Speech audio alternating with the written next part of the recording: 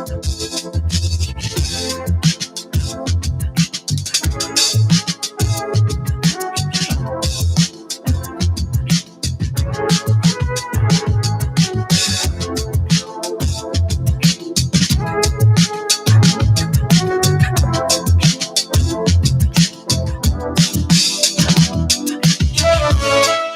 morning, everybody. How are you? Hope you're doing well. Hope your weekend was good. I know I wasn't with you on Friday. I'll explain that to you as the show gets started. Good morning to everybody, and thank you for being here. Please take a second to like and in particular share today's show. When you share the show, quite simply, more people see it. And I want as many people as possible to know what we got going on. Come parlay with the choppers, and let's talk about everything that's happened over the weekend. Breaking news, full frontal commentary. Listen, this is not your normal Cincinnati-based talk radio show. No, we are not your normal Cincinnati Negroes. This is something different, something new, something far more confrontational, hopefully far more entertaining as well. It's the Nathan Ivey Show, brought to you by the good folks at CDM, and it is wonderful to be with you. And that's the best way to put it. It is my pleasure. I hate, with a capital H-A-T-E, I hate missing any time away from the show. I do this because I love it. I do this because it needs to be done. And I like to be with you each and every single day because so much happens. So much has happened. So much has happened. I want to fill you in, at least from my perspective, a strong, honest opinion. And let me tell you up front, now everybody's going to like your boy this morning. I get it. I understand it. I accept it. In fact, I'm looking forward to it. We need more divergent conversations within the city of Cincinnati, more intelligent, sometimes irreverent, divergent conversations here in the city of Cincinnati, so we can push the culture forward. Not just black culture, but the culture of common sense. Because as I've been saying, my friends, for a long time, and it's still true today, we are living in the last days of common sense. All right. But we'll break it all down. I'll tell you one thing. Thank God for the internet and podcasting. I mean, all of these shows are on the internet somewhere. Something happens to me. If something happens to we, they can go back and listen to the show and future. Oh, that's nice, son. No, the cam isn't on yet, son. You can come back later. I'm just delivering the intro of the show. That don't matter. He lost a tooth over the weekend, and the tooth fairy, a.k.a. mommy and daddy, which he knows, dropped him off a little present, so he wanted to share it. But anyway, he's a part of the show. I'm sure he'll be back later, and he'll show off what he got from mommy and daddy. But I lost my train of thought a little bit, but it's okay because it's my son. You know what I'm saying? It's about black love, the black family, and I'm 100% about that. But we are living in the last days, my friends, and I'm hoping that future human society will uncover these tapes and realize that there were some people that had some damn sense from the city of Cincinnati. I can't speak for people outside this audience. I can't vouch for you. I will not do it. But this audience, at least we've got some goddamn sense. So I'll leave it just like that. Good morning to you. 513-873-7134. Now, that is my number. It comes with a bit of a maxim, and that's open your mind before you open your mouth. Like that. We'll keep it just like that. Other than that, it's all good. We can agree to disagree. Everything's cool. So in the time I've been spending here setting the show up, hopefully you've been sharing the show. Please share the show, family. It means everything. Like and share it. I appreciate you in advance. We got a lot of ground to cover. And I may have to get off earlier because I found out, I woke up this morning like, what is that terrible, horrible stench? It wasn't a smell. It was a stench. You ever wake up in the middle of the night in your home, you're like, what in the hell? And I go down to the kitchen and my nose is very sensitive. I'm sniffing around, just terrible. It leads me to the basement and I've got a sewage problem, backed into my basement, which I have to deal with today. Thank you, Black Jesus. Just what I needed on a Monday. And I got so many other things to do. Thank you. Appreciate you. Since I invoked the name of God, it reminds me that I've been remiss in my duties as a man of God. I have not been saying my prayers to start each and every show. Okay. So let me say it just a moment, please. Lord, forgive me for my brash delivery. There it is. I'm good. No matter what I say today, I can still get into the pearly gates. And I feel good about that. I feel good about it. So again, I want to give you 60 seconds to just like and share the show. All right. Just like and share the show, family. It means everything. And then we will get started. As you can see from the cover art, I'll be talking about Chris Cuomo. He said that police reform won't happen until white people's kids start getting killed by police. What? Huh? What are you talking about? Is he right? Where you get that from? Of course he's right. And we'll talk about it. Plus, I've got the audio and video clip for you. And this is I love the internet. I love everything about the internet, the good, the bad, the ugly. There's so many things, so much room to cover. I got to talk about Wendell Young. Hold, stop the music.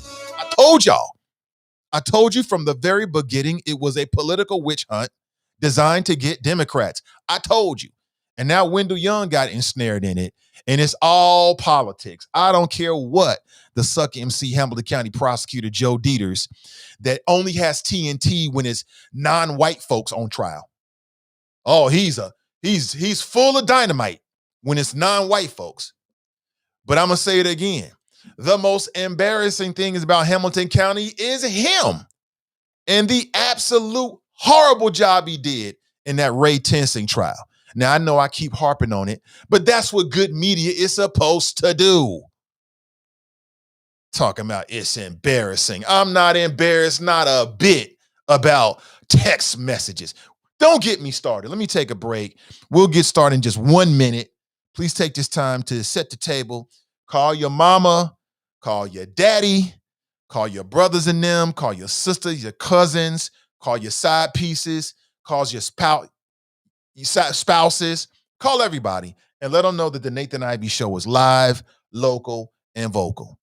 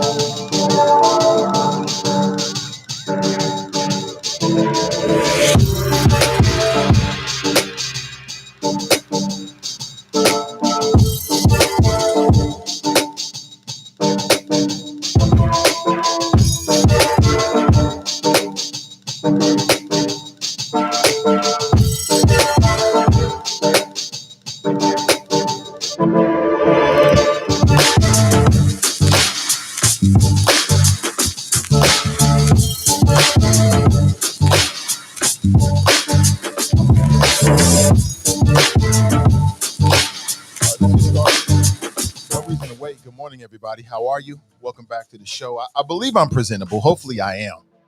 Hopefully, when I put the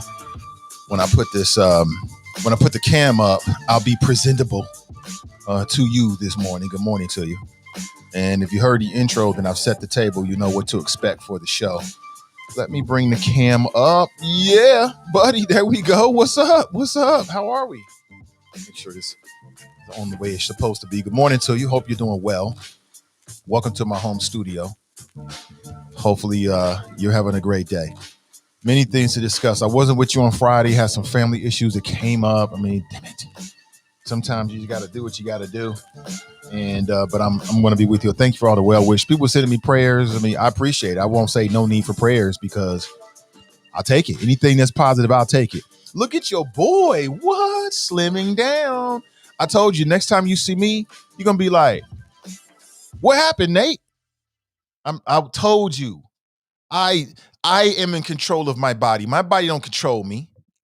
If you can't control your own body, then what kind of control can you have? My number one goal coming out of COVID was to come out of COVID better in terms of my health than I went into COVID.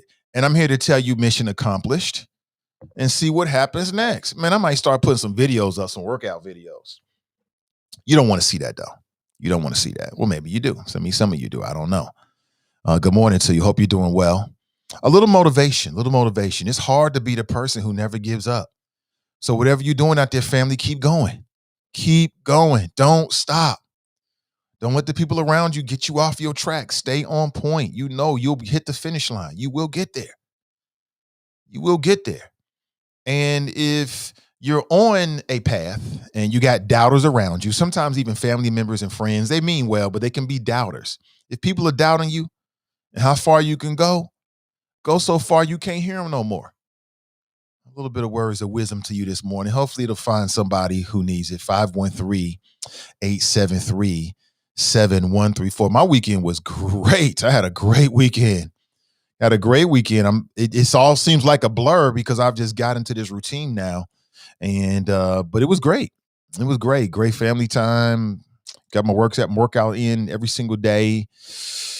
And creatively, a lot of good things are happening as well. So, I mean, life is good. It is great to be alive. I love being me. Love being me. So, everything is good in my world. And again, thank you for all the well wishes. Hope everything is good in your world as well. Listen, if you want to hit your boy with a donation, if you like this show and you want to support this show, this is customary. You know what I'm saying? It's just customary for people to do, for creatives to talk directly to their audience. You're my audience. If you'd like to support this show with a financial donation, with a monetary donation, you got two options. You got my PayPal there, and then you got my Cash App there. Everybody's doing it. I'm doing it as well. And I'll thank you in advance. There's nothing that's too small. There's nothing too small. Nobody can convince me that we don't need independent media, and in particular media that is focused on the Black community in the greater Cincinnati area and beyond. No, nobody. They can try, but they can't. It won't be successful. Nobody can tell me otherwise. Nobody can tell me. Since I've started this journey, I've just had too many signs that we're on the right track, and I'm going to stay on that track. You know me. I'm that dude. I get on something. I just get a single-minded determination until I get to where I'm trying to get to. That's just what it takes. It's what it takes. What happened over the weekend in terms of CDM? I know that Donnie did not do her show. I just wasn't in a headspace, and she decided to hold off until next week. Got a very interesting show. She's going to be talking with some of the mayoral candidates coming up on Friday, and you never know who else. Never know who else. Is It Just Me podcast? And then on Sunday, the Melanin Insights podcast with Britt and Cass. I thought it was a strong show.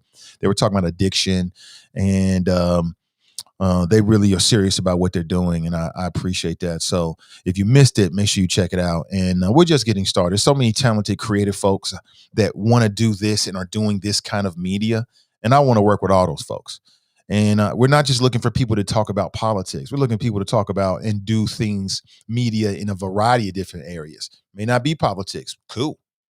But I'm here for dope ideas. Just so you know, I'm here for dope ideas. Good morning to you. Matter of fact, I got the, this was their cover. This was their cover from Sunday. If you missed it, check it out.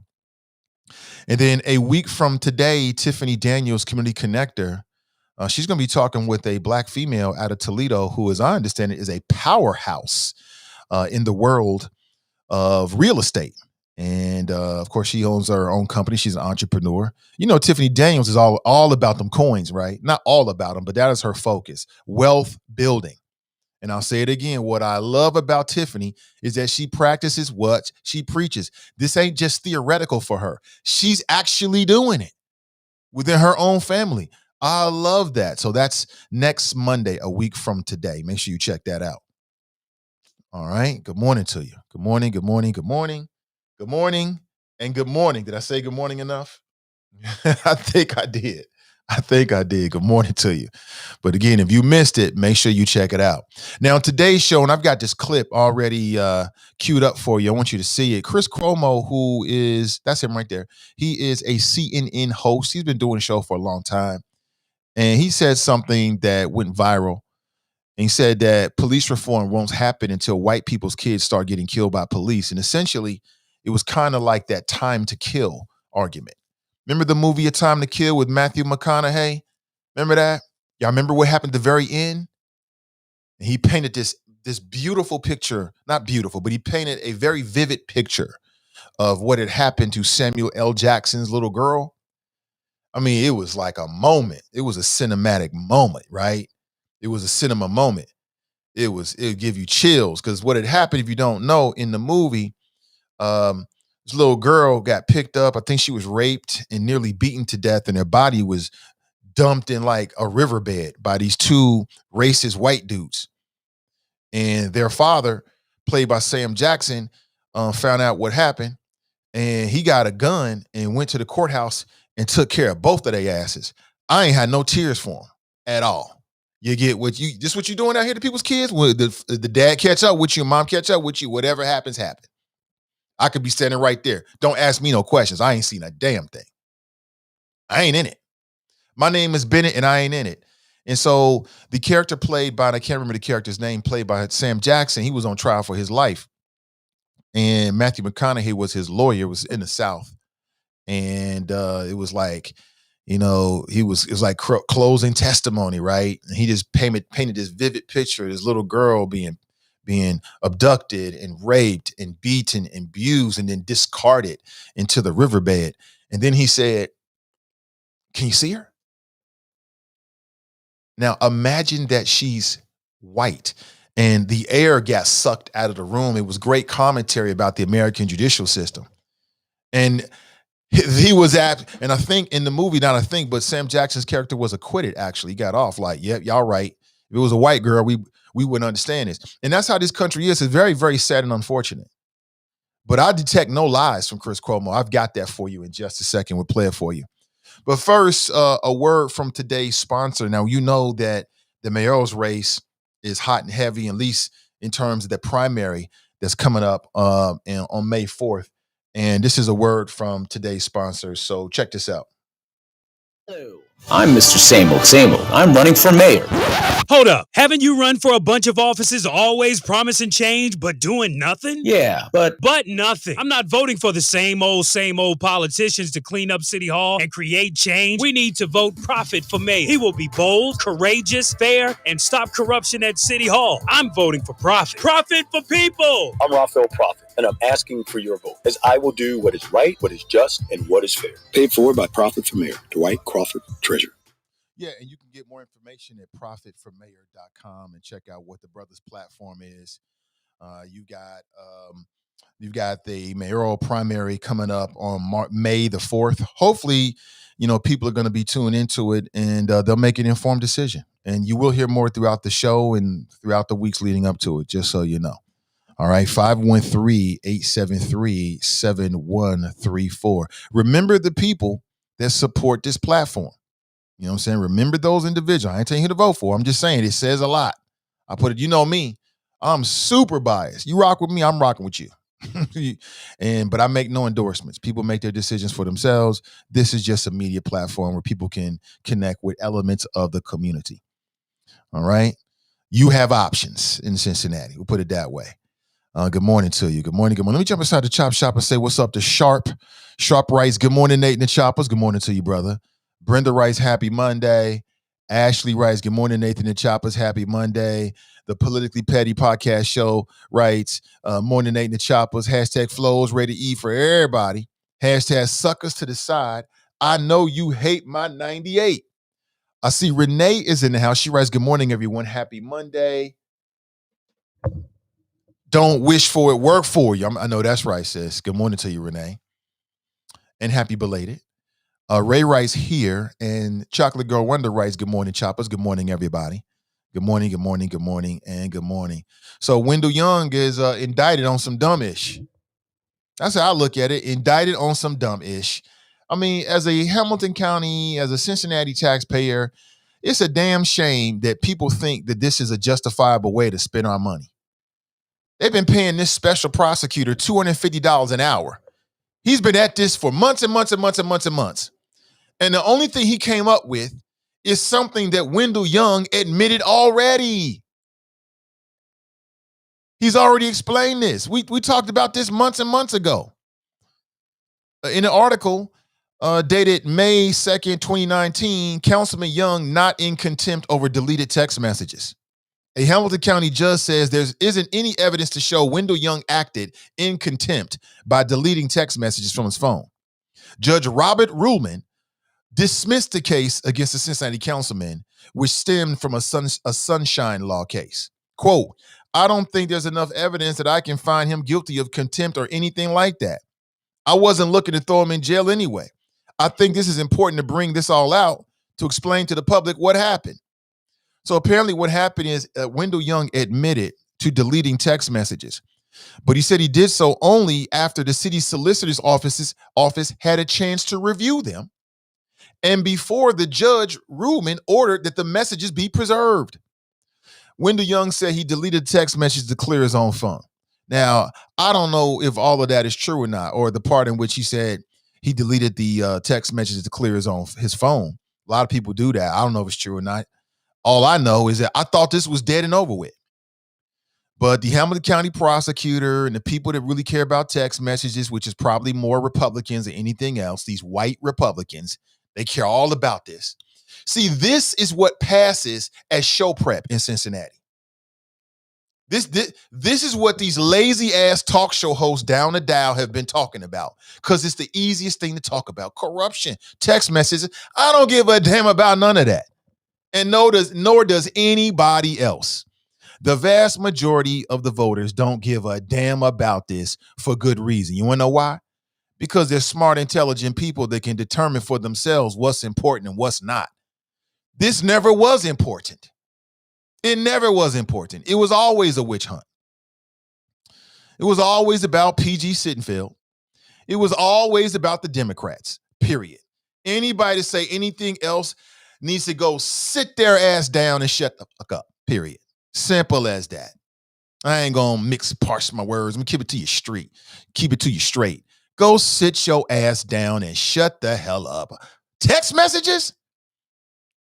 Text messages. We still talking about text messages 3 years later? And we've had a pandemic? This makes sense to y'all. This is a colossal waste of time. And we paid this special prosecutor $250 an hour to come up with something that Wendell Young already admitted. Way to go. Woo. You could have paid me for that. I could have done that. This man is getting paid $250 an hour. He's been on this shit for what, a year? And all he came up with is what Wendell Young already admitted and a judge already dismissed. But it ain't politically motivated, all right? This is what happens when people don't vote. And you get the same sucker MC Hamilton County prosecutor in place. This is what happens. This is what happens when people get caught on dumb-ish. This is what happens. This is what happens. This is what happens. You got too many lazy-ass members of the local media that instead of standing up and pushing back on this, they rubber stamp it and act like it's something big. I never cared about text messages. It was always some dumb-ish. It was never important to me or to you. It don't change nothing in this city. It's not dealing with affordable housing, is it? It's not dealing with gentrification, is it? It's not dealing with the racial wealth gap, is it? It's not dealing with childhood poverty, is it? It ain't dealing with none of the issues that people really care about. But local media spent all this time blowing this shit up like it was the biggest thing, corruption. Get the hell out of here. Get out of here. And any members of city council sitting on right now that's running around talking about Wendell Young should resign, that tells you right there that they are not worthy to be on city council.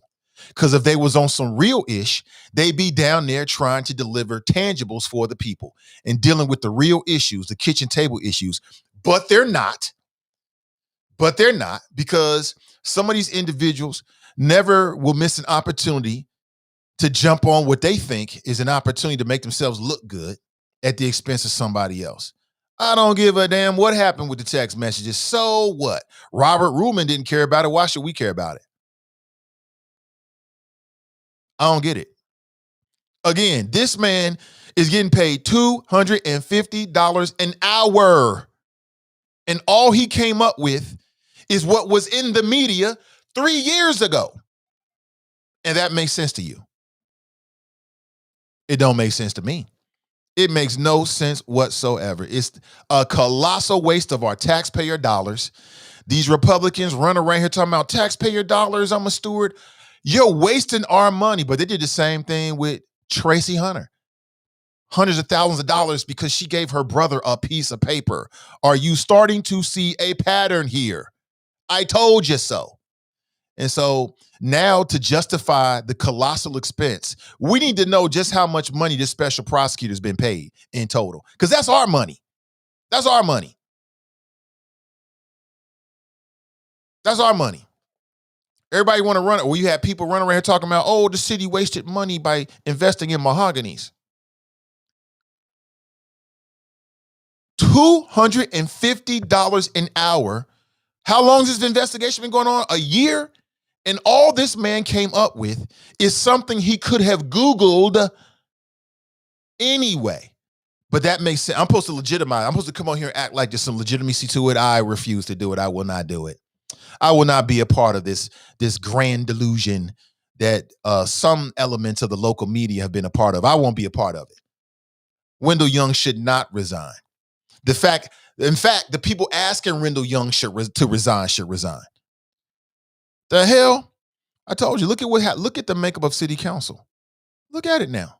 Who's there? Which party has benefited the most from the so-called scandals and the corruption? I'm just saying. You always got to ask yourself, who benefits? Who benefits? And that'll give you some indication on who's behind it. Simple as that. And that's my flow, and I'm sticking with it. Absolute travesty. You notice nobody's talking about the text messages from the school board, right? Notice that? Because there was some question marks that came up about that, but you don't hear nothing about that. You know why? Because they're not the target. It was the Democrats on council that was the target. Running around here talking about text messages. I don't give a damn about if all 9 of them was on the text message. I don't care. So what? And? So what? You mean the sunshine laws that were put in place back in the 70s before the internet, before text messaging?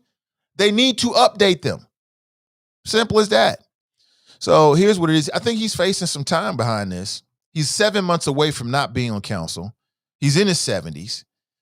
I don't know if he's going to go back into political office, but I like Wendell Young. I'd have no problem supporting him for another office, depending on what the office is.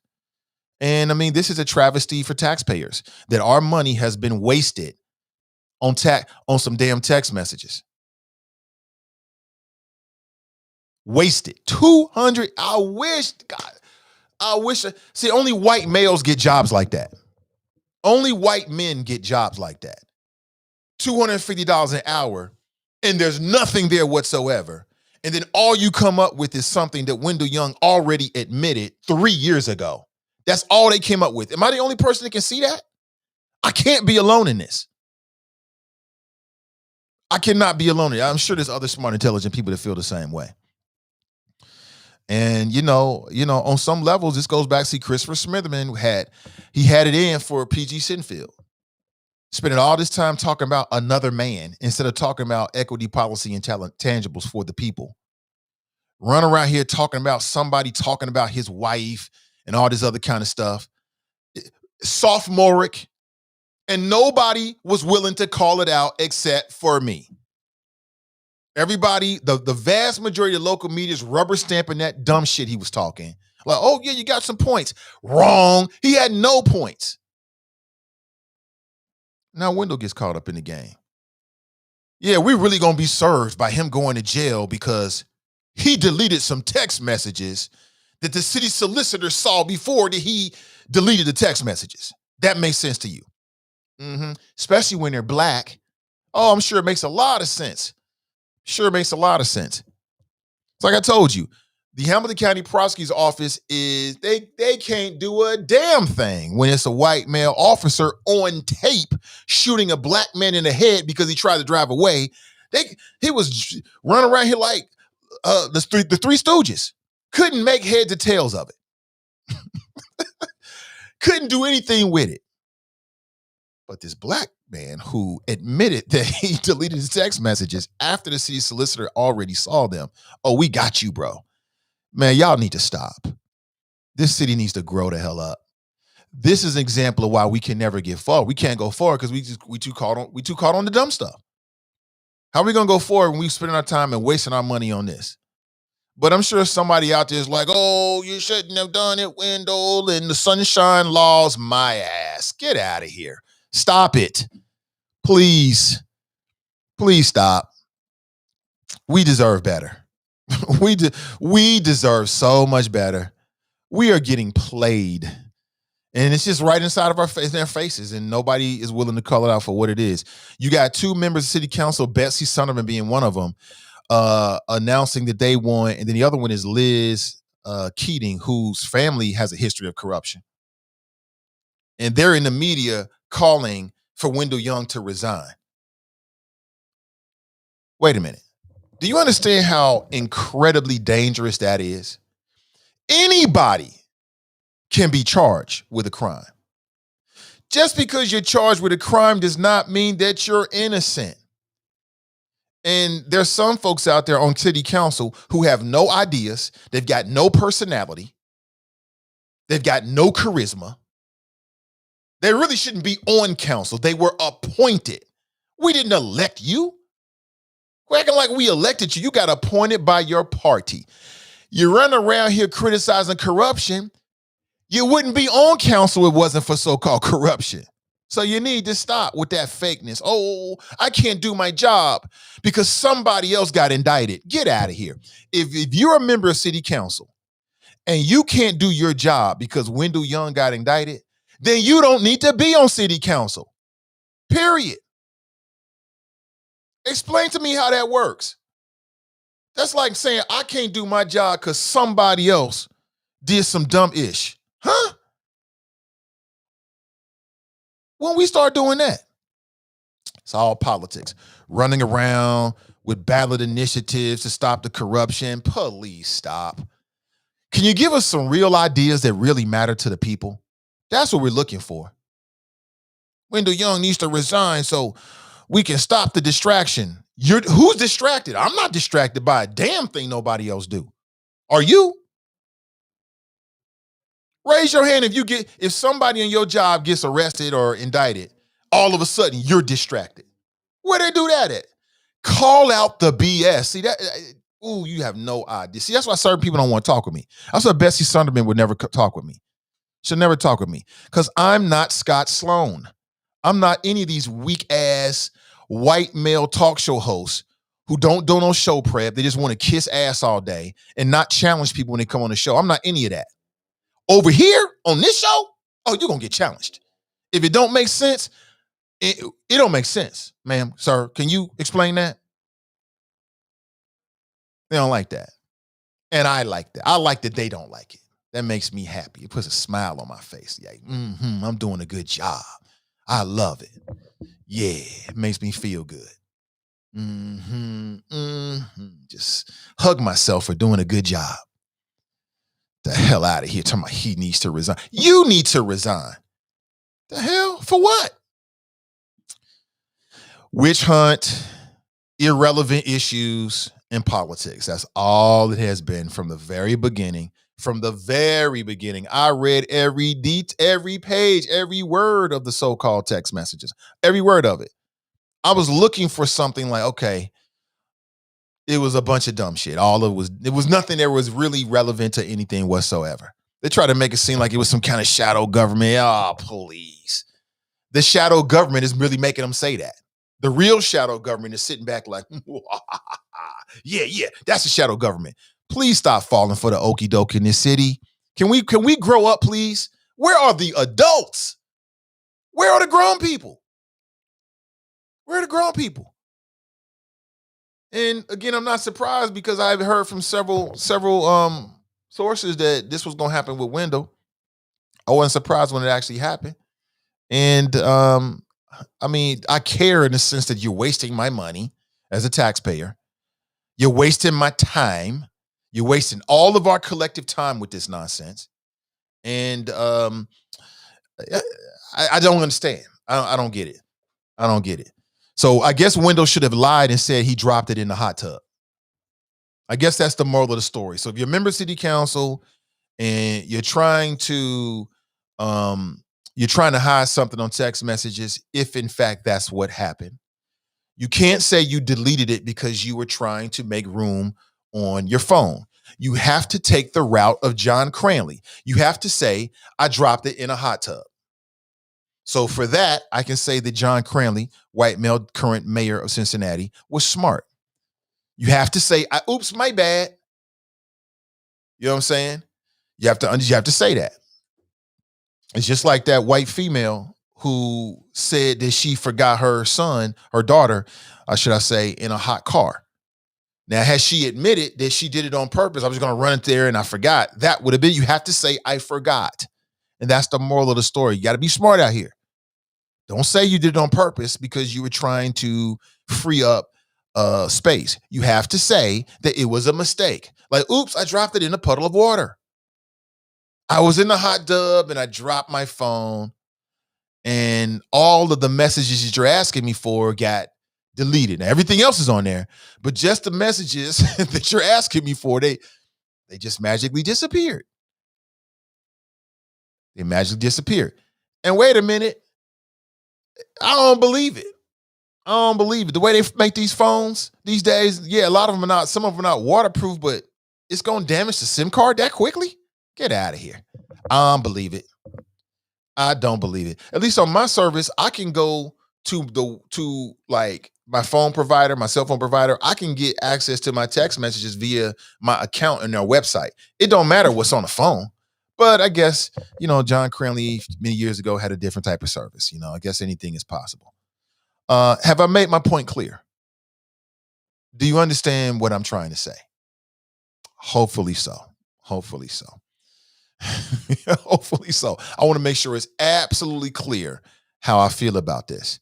And it's the exact same way I felt about it 3 years ago. Local media has been, and these suck MCs Republicans have been wasting our time collectively for 3 years on this. You want to come in, son? Come on in, bud. You want to say good morning? I don't think they can hear you, bud. Good morning. You got to get a little closer. Get a little closer. Say good morning. Good morning. All right. Look what I got.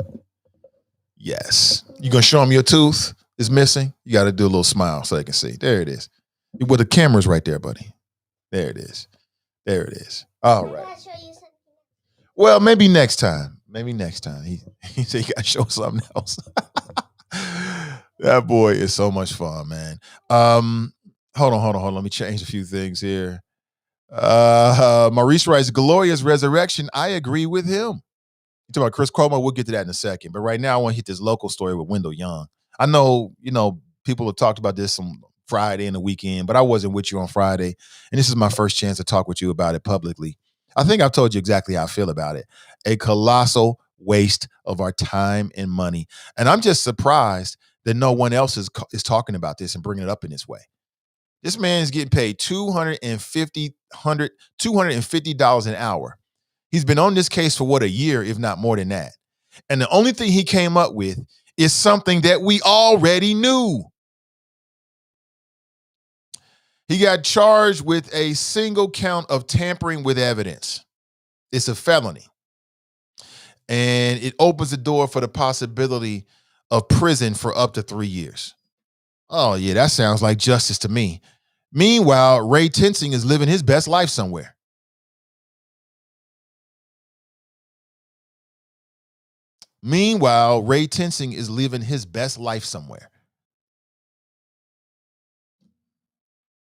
It sounds to me, as I read through it and just recall from similar situations, that the mistake that Wendell Young made is that he admitted that he deleted them. Take notes, everybody. In the future, if this happens, you have to say that you dropped it in a hot tub. You can't admit it. And I want to know how much money this so-called special prosecutor has made so far off of us. Like, everybody get paid off us. Like, these prosecutors that went after Tracy Hunter, they got paid. They got paid big money. And what did she do? It has something to do with a piece of paper. That's all I can remember. I don't remember the exact charge. It was some dumb-ish. She gave her brother a piece of paper or something like that. I don't know. Sounds like the dumbest ish ever to me. Okay, I got it. And Wendell Young is now the fourth city lawmaker to be hit with a criminal charge in the past year. I was reading an article on 690.com, and apparently somebody put together a survey about the issues that really matter to voters in the mayoral election. And guess what? Nobody cares about text messages. Who would have thought that? What a novel idea. Thought never crossed my mind. Like, really? Yeah, of course. Because people care about those kitchen table issues, the day-to-day issues, their lifestyle, quality of their lifestyle, how much money they making, transportation issues, their children. Can they provide for their children? What's their future look like? That's what people care about. That's what we should have been focused on. If we, and by mean loosely and yet collectively, we, as a city, media, whoever, has spent more time, half the time we spent reporting about and trying to make it seem like this text messaging thing and talking about the Gang of Five. If we had spent half that time on any of those one real issues, we would have moved the needle a lot further. But that would be too much like, I don't know, the right thing to do. That would be too much like the right thing to do. Quote, I don't know whether he'll win or you lose, but it's embarrassing for the city. That's Hamilton County Prosecutor Joe Dieters. He went on the Bill Cunningham program. Quote, his defense is going to be this is political, which is nonsense. Sure it is, Joe. Like, you can ignore, black media in this city. You can completely ignore it. And people let you get away with that. They'll let you get away with it. Black people will let you get away with that. Like, oh, well. The only thing that's embarrassing for the city, and here's what I would have said. If I was interviewing Joe Dieters and he said that to me, I'd have stopped him right there and said, no, Joe. What's embarrassing is the job that you and your office did in the Ray Tensing trial. See, nobody's held him accountable for that, but I will. 100%. And I bet I had nothing to do with anything, Nate. Yes, it has to do with everything.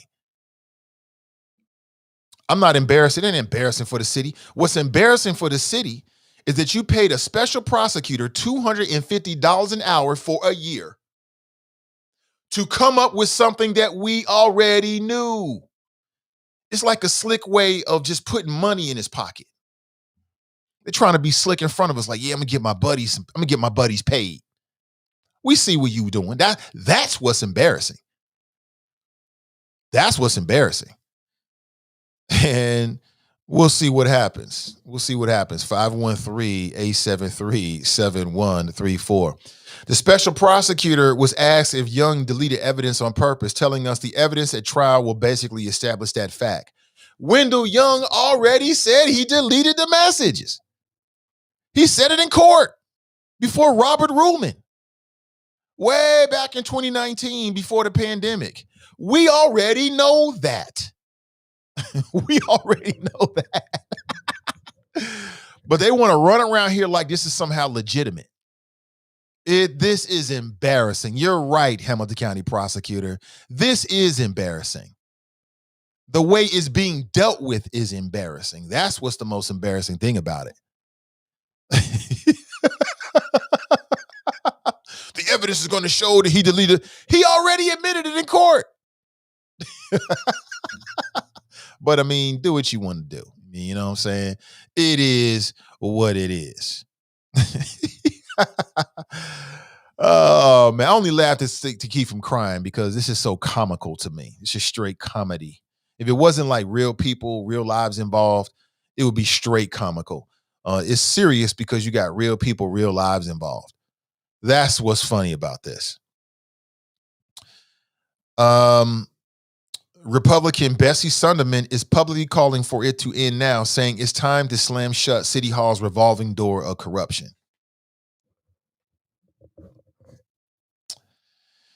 I mean, that's her opinion.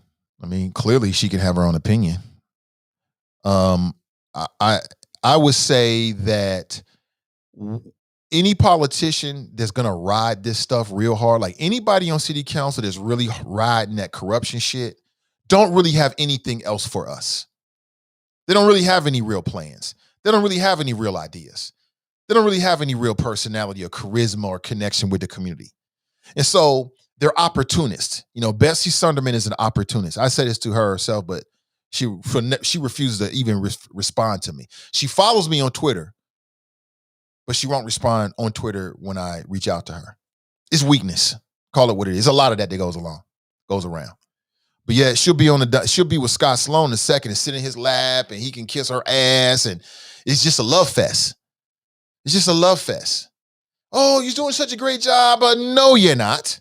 There's no pushback whatsoever. Here it'll be different. A lot different.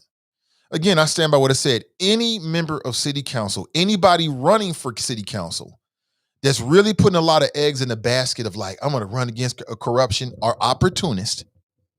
And they don't really have anything else to say. They have no real ideas. They have no real connection to what's really the real issues in the city whatsoever. They just think this is a way for them to get name recognition, to kind of push themselves out there and to try to use what's happened to benefit them. You know, that's all. It's straight Game of Thrones, man. Straight Littlefinger theory. You know, straight. You can take a page from the book for Littlefinger for people that know Game of Thrones. That's all it is. There's nothing more to it than that, in my opinion. Now, this is politics. This is what people are going to do. I get it. But to me, I have no respect for it. I don't think there's any substance behind it. And I think that Wendell Young is two parts. Number one is politically motivated. Absolutely. No doubt about that. Anybody that says anything otherwise, I've said it to you earlier, go to the corner, put your face in the corner and shut the hell up. And then two, it's to justify the fact that they paid this special prosecutor $250 an hour. And this is all he came up with. There needs to be an investigation into that. You needed a whole year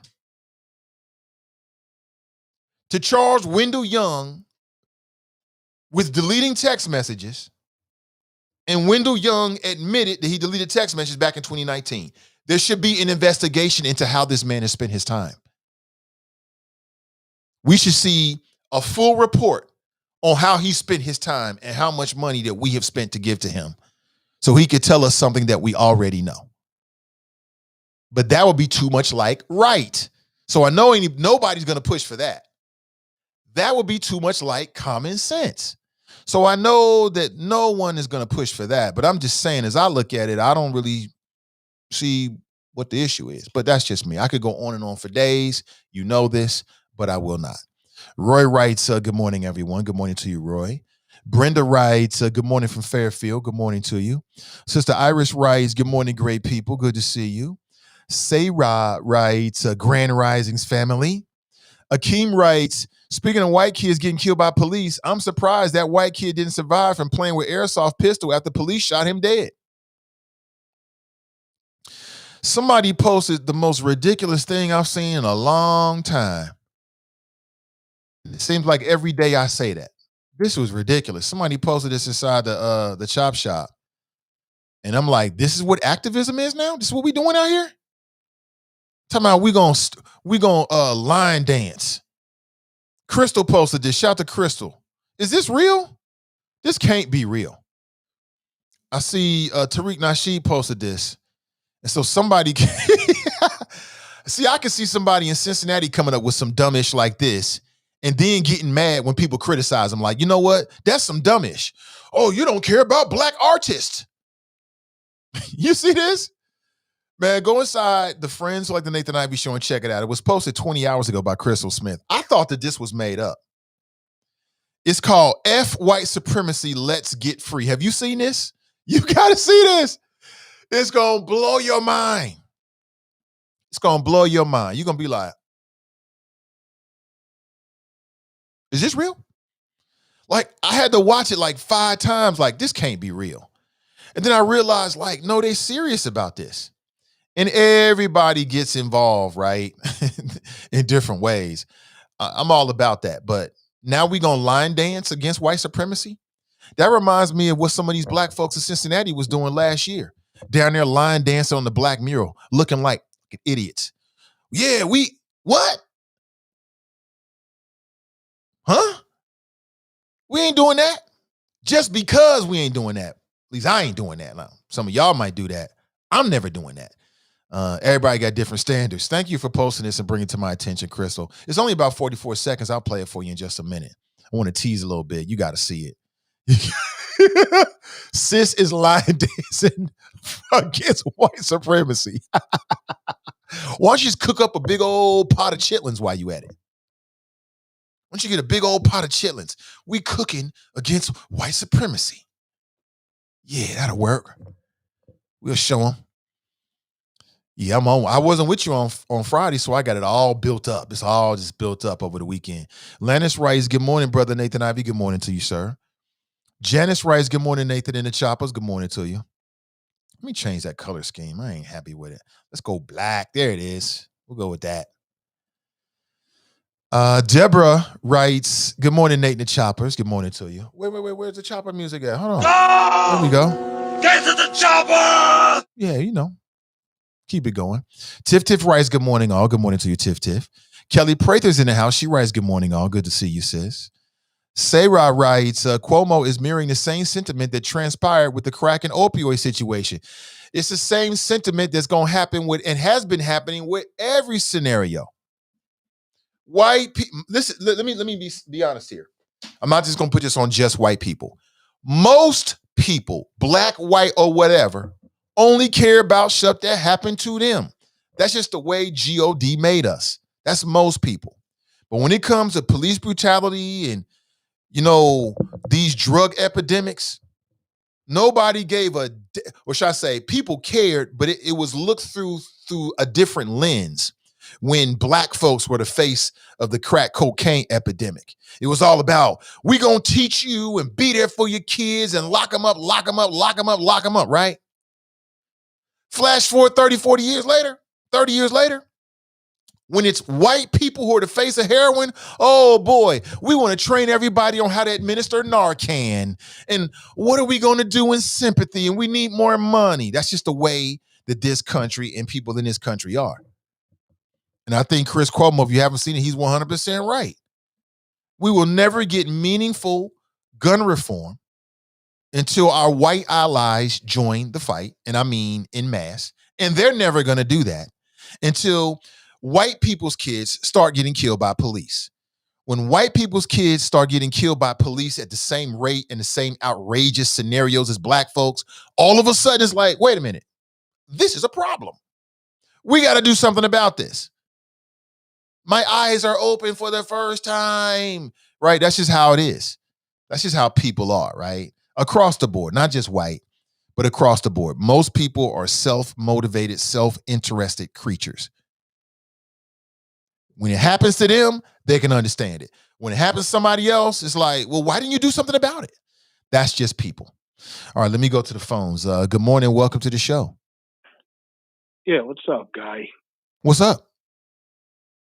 Yeah, you want some BS this morning? Oh, okay. Brother Fame. Yeah, this is Fame. All Welcome. day. Did you say you graduated college? What was your degree in? Political science. Yeah, because it should have been in reductionism. Hmm. I don't know why you trying to just play this, public, malfeasance of any kind by a public official. It's just, it was just some text messages. No! William or Wendell Young is a dickhead. Getting involved in that.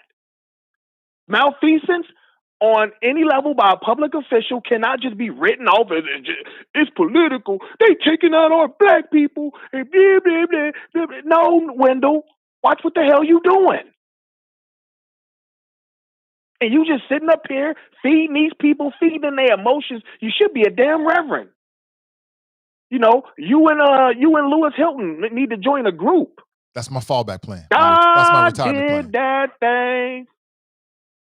The remix. You funny. Good one. Y'all need to do the remix to that joint. God did that thing, the remix featuring MC Dangerous.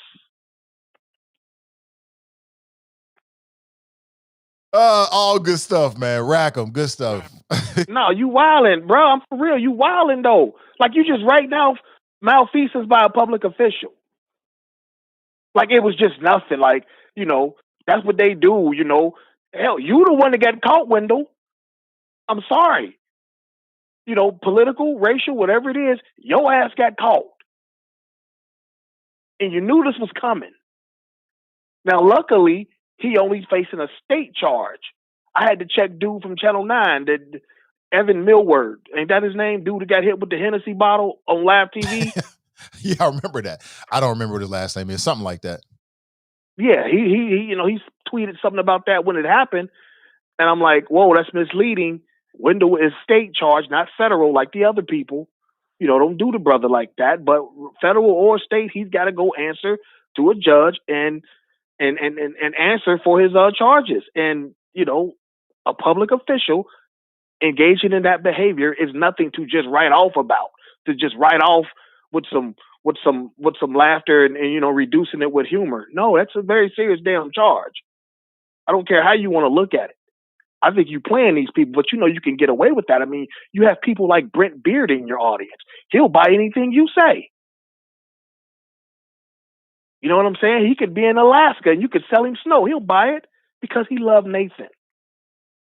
And nothing you say is wrong to him because he doesn't have the indifference, the discernment. Look at you with your reverse psychology. to separate the BS from the real. Yeah, it's about time you banned that dude. Like, he serves no people. There you go again in the audience asking questions about the alt middle. It's like, damn, dude. We just had our 2.5 month anniversary on Friday. We couldn't celebrate it on the show because Nathan was going through something, and we respect that. But you come up here on Monday sweating us again. It's like, no wonder your AV has a woman in it and your last name is Beard. And it's no wonder that rhymes with weird. But I ain't going to go no further on dude. I'm done with son. Profound. He's worse than Dominique. Remember when Dominique joined the Chop Shop, started D-Ride? Britt Beard's worse than him.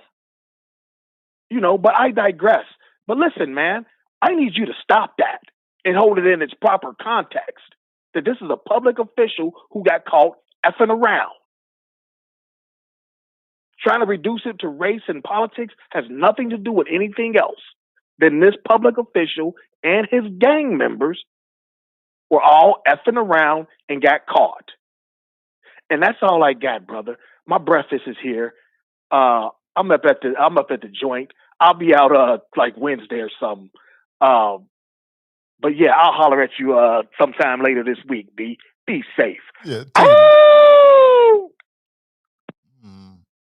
A noticeable lack of baritone in that howl. Just noticeable. I picked it up.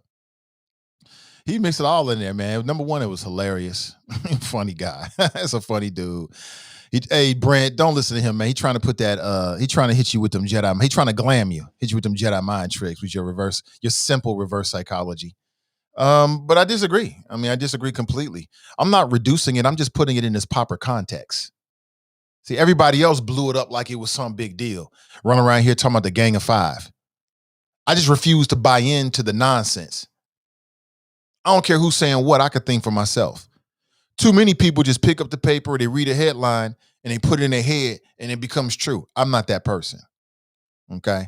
So unplug from the Matrix, brother. Just because these local people telling you it's a big deal and it was the worst thing ever don't mean it really is. It ain't the first time we seen somebody get railroaded for a little bit of nothing or for political motivations. Ain't the first time it's happened here in the city of Cincinnati. I stand by everything I said. Show me the evidence. Show me and tell me why this whole fiasco, this whole text messaging controversy means anything to me as a taxpayer in the city of Cincinnati. I've heard no evidence.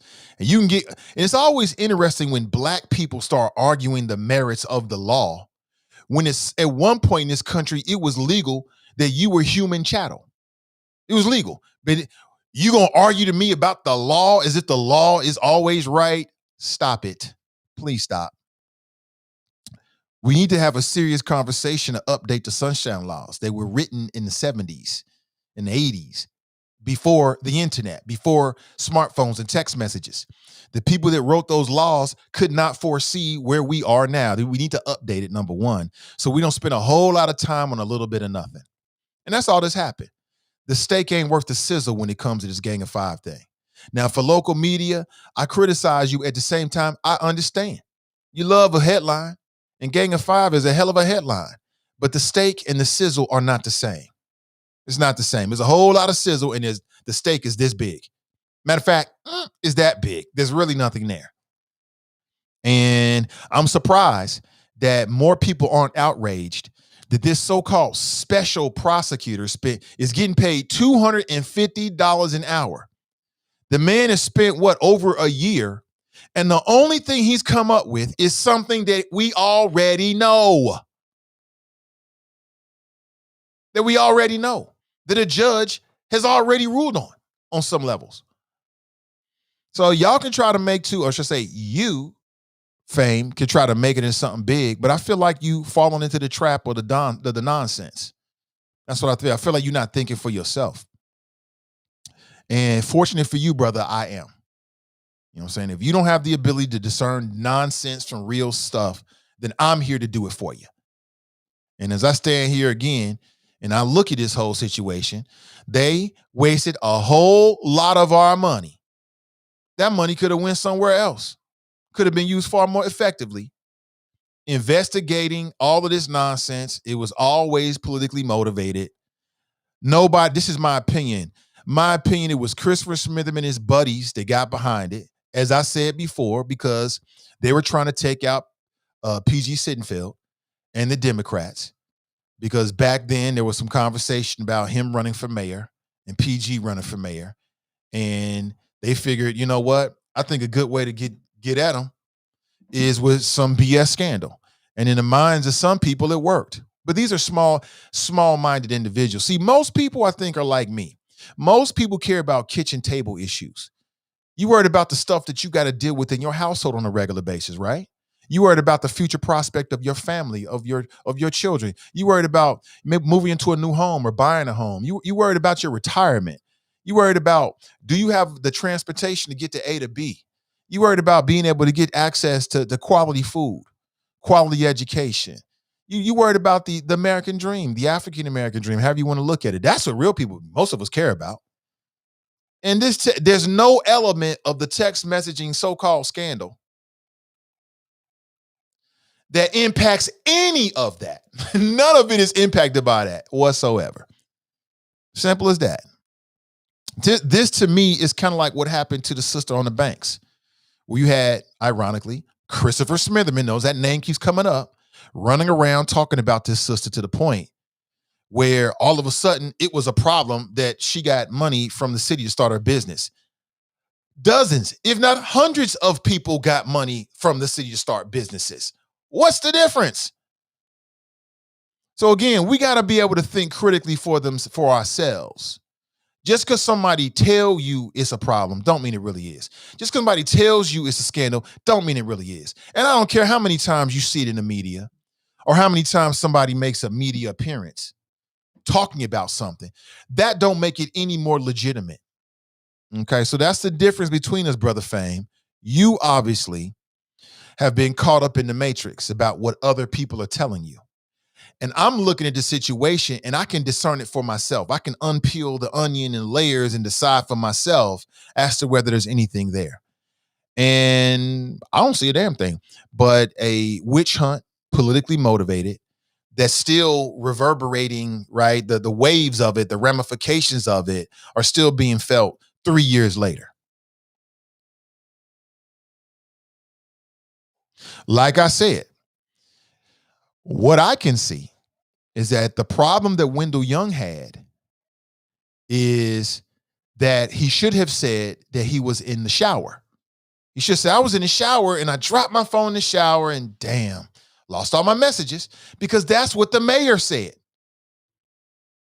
Mayor said, okay, judge said, hey, the prosecutor's like, we want to see the text messages.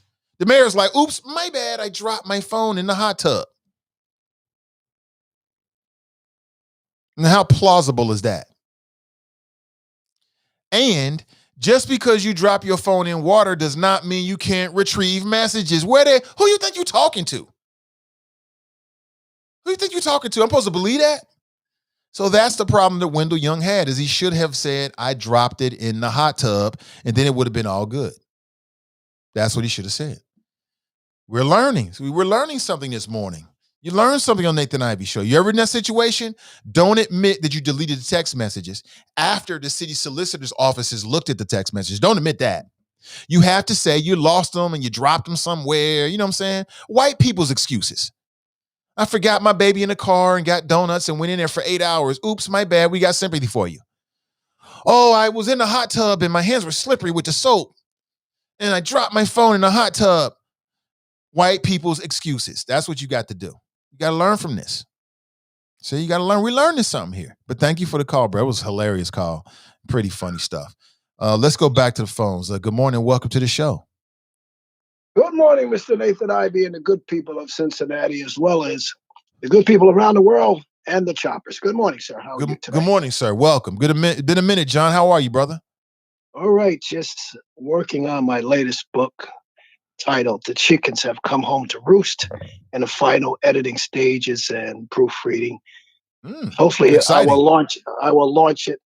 I'm thinking to launch it just before Black History Month, probably later this year. But when I do, I will send you a copy. No, I won't send it. I will personally bring it to you. I'll probably will go ahead and mail you a copy. So hold on, John. I mean, we already had Black History Month. You mean next year? Next year. I'm talking about next year. Yes. So when I finish it, I'll send you a copy so you can digest it. And then I will fly into Cincinnati. I'm sure Lincoln Ware is going to want me to come on the show too, because I'm going to talk about things that you talk about every day and personal things in my life that happened to me. Autobiography of Lawrence Walker, having my say. The title, The Chickens Have Come Home to Roost, giving some of the audience a preview of what's coming down the pipeline. What I'm going to talk about, people are not going to like it. I'm going to mention names, and some names I may have to cover up for legal reasons I can't get into right now. But you will get a copy, and we will deal with it then. Period. I'm listening to you and the caller, who's that? Fame. Yeah, it's talk Fame. And listening to the passion in your voice. And I think mostly I was listening. You were talking about the shootings. I think you get into the segment talking about the shootings. Yeah, I'll be talking about that soon. Yeah. Yeah. But, and before you talk about it, and, we're not going to get a decision today on Mr. Floyd's shooting and the other shootings, but let's quickly talk about that young kid that got shot. Was he Mexican or Latino descent? What was he, 13? 13 years old, 13, running down the street with a gun. And, but once again, I'm a pupil of film and history. And to understand that shooting, and the cop is probably he's more than likely he's going to get away with it, but it's not justified. But he's going to have to answer some costs. But if you look at the video, they speed up the video. They show you the video is fast. But if you slow it down and see just before he got to the opening of that fence, he was hearing the commands of stop, stop. I'm sure the cop got tired of running with all that crap around his waist. He stopped, stop, turn around. He stopped.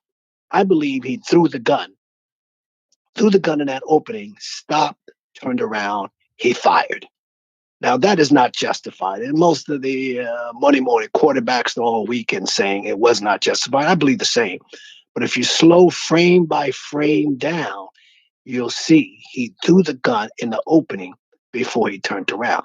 That did not give the cop the right to shoot. When he followed the commands, he turned around, his hands was up. Within a second, bam, he's dead. So, that cop have to answer some questions because he screwed up big time.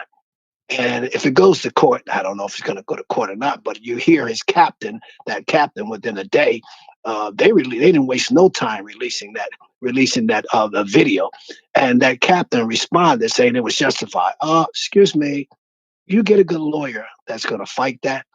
They're going to say, slow that frame down. And you'll see the kid at the opening, he probably decided not to run anymore. Stop as he was listening to the guy's command, throw the gun in that opening of the ground and turn around. And we saw the rest from there. So, these patterns, and we talked about this, me and you, many times, these patterns of police shootings, and we've talked about it. I brought up you to this scenario I read 10, 15 years ago in the Supreme Court and how they made a statement in a small block buried in the back of the newspaper saying, we give these police the upper hands of these cases. Well, it was a small block. I didn't know what it meant, but I did some research and I dug and I found out that article that came out, that blog came from the Supreme Court, and it was about a case of a shooting 10 or 15 years ago. And it went before the Supreme Court, and the Supreme Court made a decision. They wasn't going to convict any cop, not now or anytime. And when I read that, that's when the shootings just took off across the country. Now, if John from Florida read it, then police across the country was reading the same thing. And that let me know from what we've been seeing over the last 10, 15 years, they are judge, jury, and executioners. And I got a problem with that because now we turn the clock back to slavery. And that's where all of this stuff really has been going on for 200, 300 years.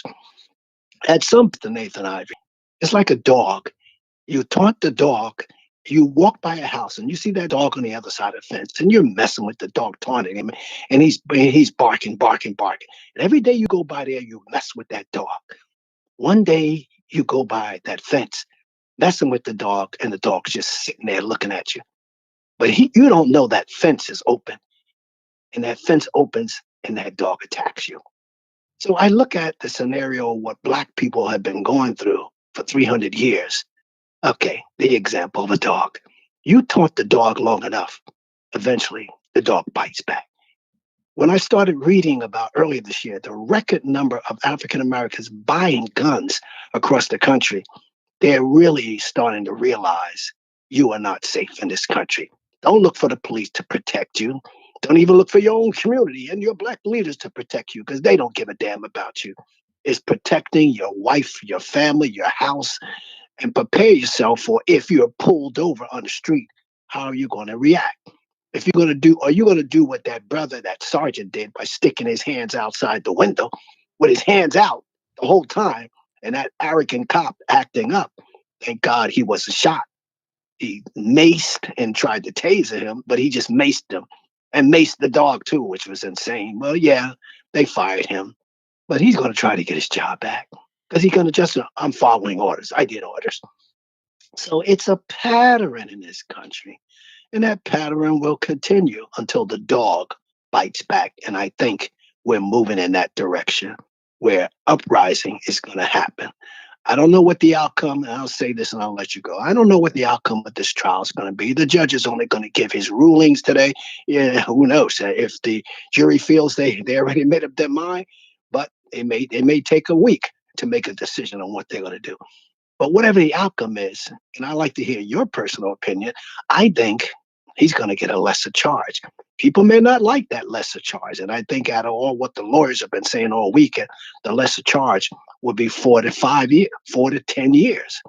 And that's not good because you're still sending a message to the police across the country.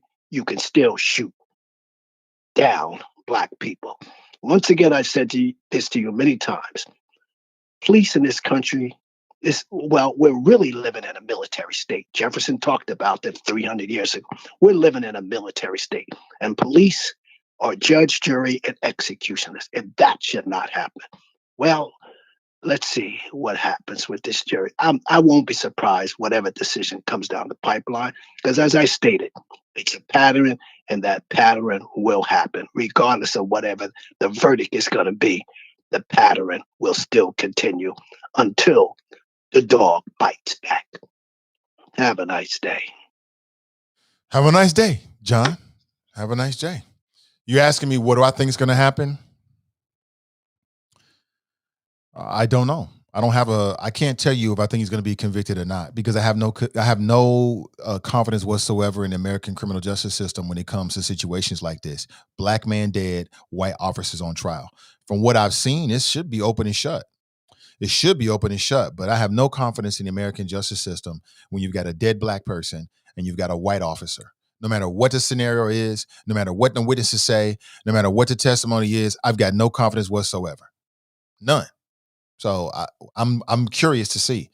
And that's it. I mean, that's just my honest thoughts about it. I have no confidence whatsoever. I've seen nothing to give me any confidence. TNT writes, some phones delete automatically text messages. Fame is part of the problem, calling in trying to make it seem like it was some kind of big deal. Stop it. Stop it. As John was speaking, I was playing for you the body cam of the 13-year-old who was shot and killed. And people are debating back and forth as to what they think. Show me fucking head. Stop it. Stop it. Yeah. I mean, Chicago got a lot of issues. They do. You know what I'm saying? The streets it's a different level up there. And then the police are responding like it's a different level. It's like the police are like military code, right? They on military alert up there. And I mean, we can argue back and forth about that and debate about it. Some will say you got a weapon, you're running from police, anything can happen. Yeah, you might have thrown it away, or maybe you weren't pointing at them, but you got a weapon. I think that we have been trained to believe that there are scenarios in which the police are completely justified in killing people, in which they're not really justified in killing people. But I also think that in general, when it comes to people who are accused of crimes, people who might have been arrested, generally speaking, a lot of people believe that means you're automatically guilty. And therefore, no matter what the police do to you, you deserve it. And I think that mentality allows police officers to get off over and over and over and over again. So I have no confidence in the American justice system as it relates to these kind of scenarios. I don't know what's going to happen. I'm going to wait and see just like you are. We'll find out together. Now, things are bad when Pat Robinson, everybody knows Pat Robinson, right? The evangelical white male. And he's now criticizing policing in America. So things are getting pretty bad, but we'll see what happens, family. You tell me. 513-873-7134. Your guess is as good as mine. I have no idea. What's going to happen in the Derek Chauvin case. I know what should happen, but I don't know if that's actually going to happen. All right. I don't know if that's actually going to happen. Let me take a quick pause for the Cause family. We'll be right back. It's the Nathan Ivey Show, live, local, and vocal. All right, don't go anywhere. Hello, I'm Mr. Same Old Same Old. Hello, I'm Mr. Same Old Same Old. I'm running for mayor.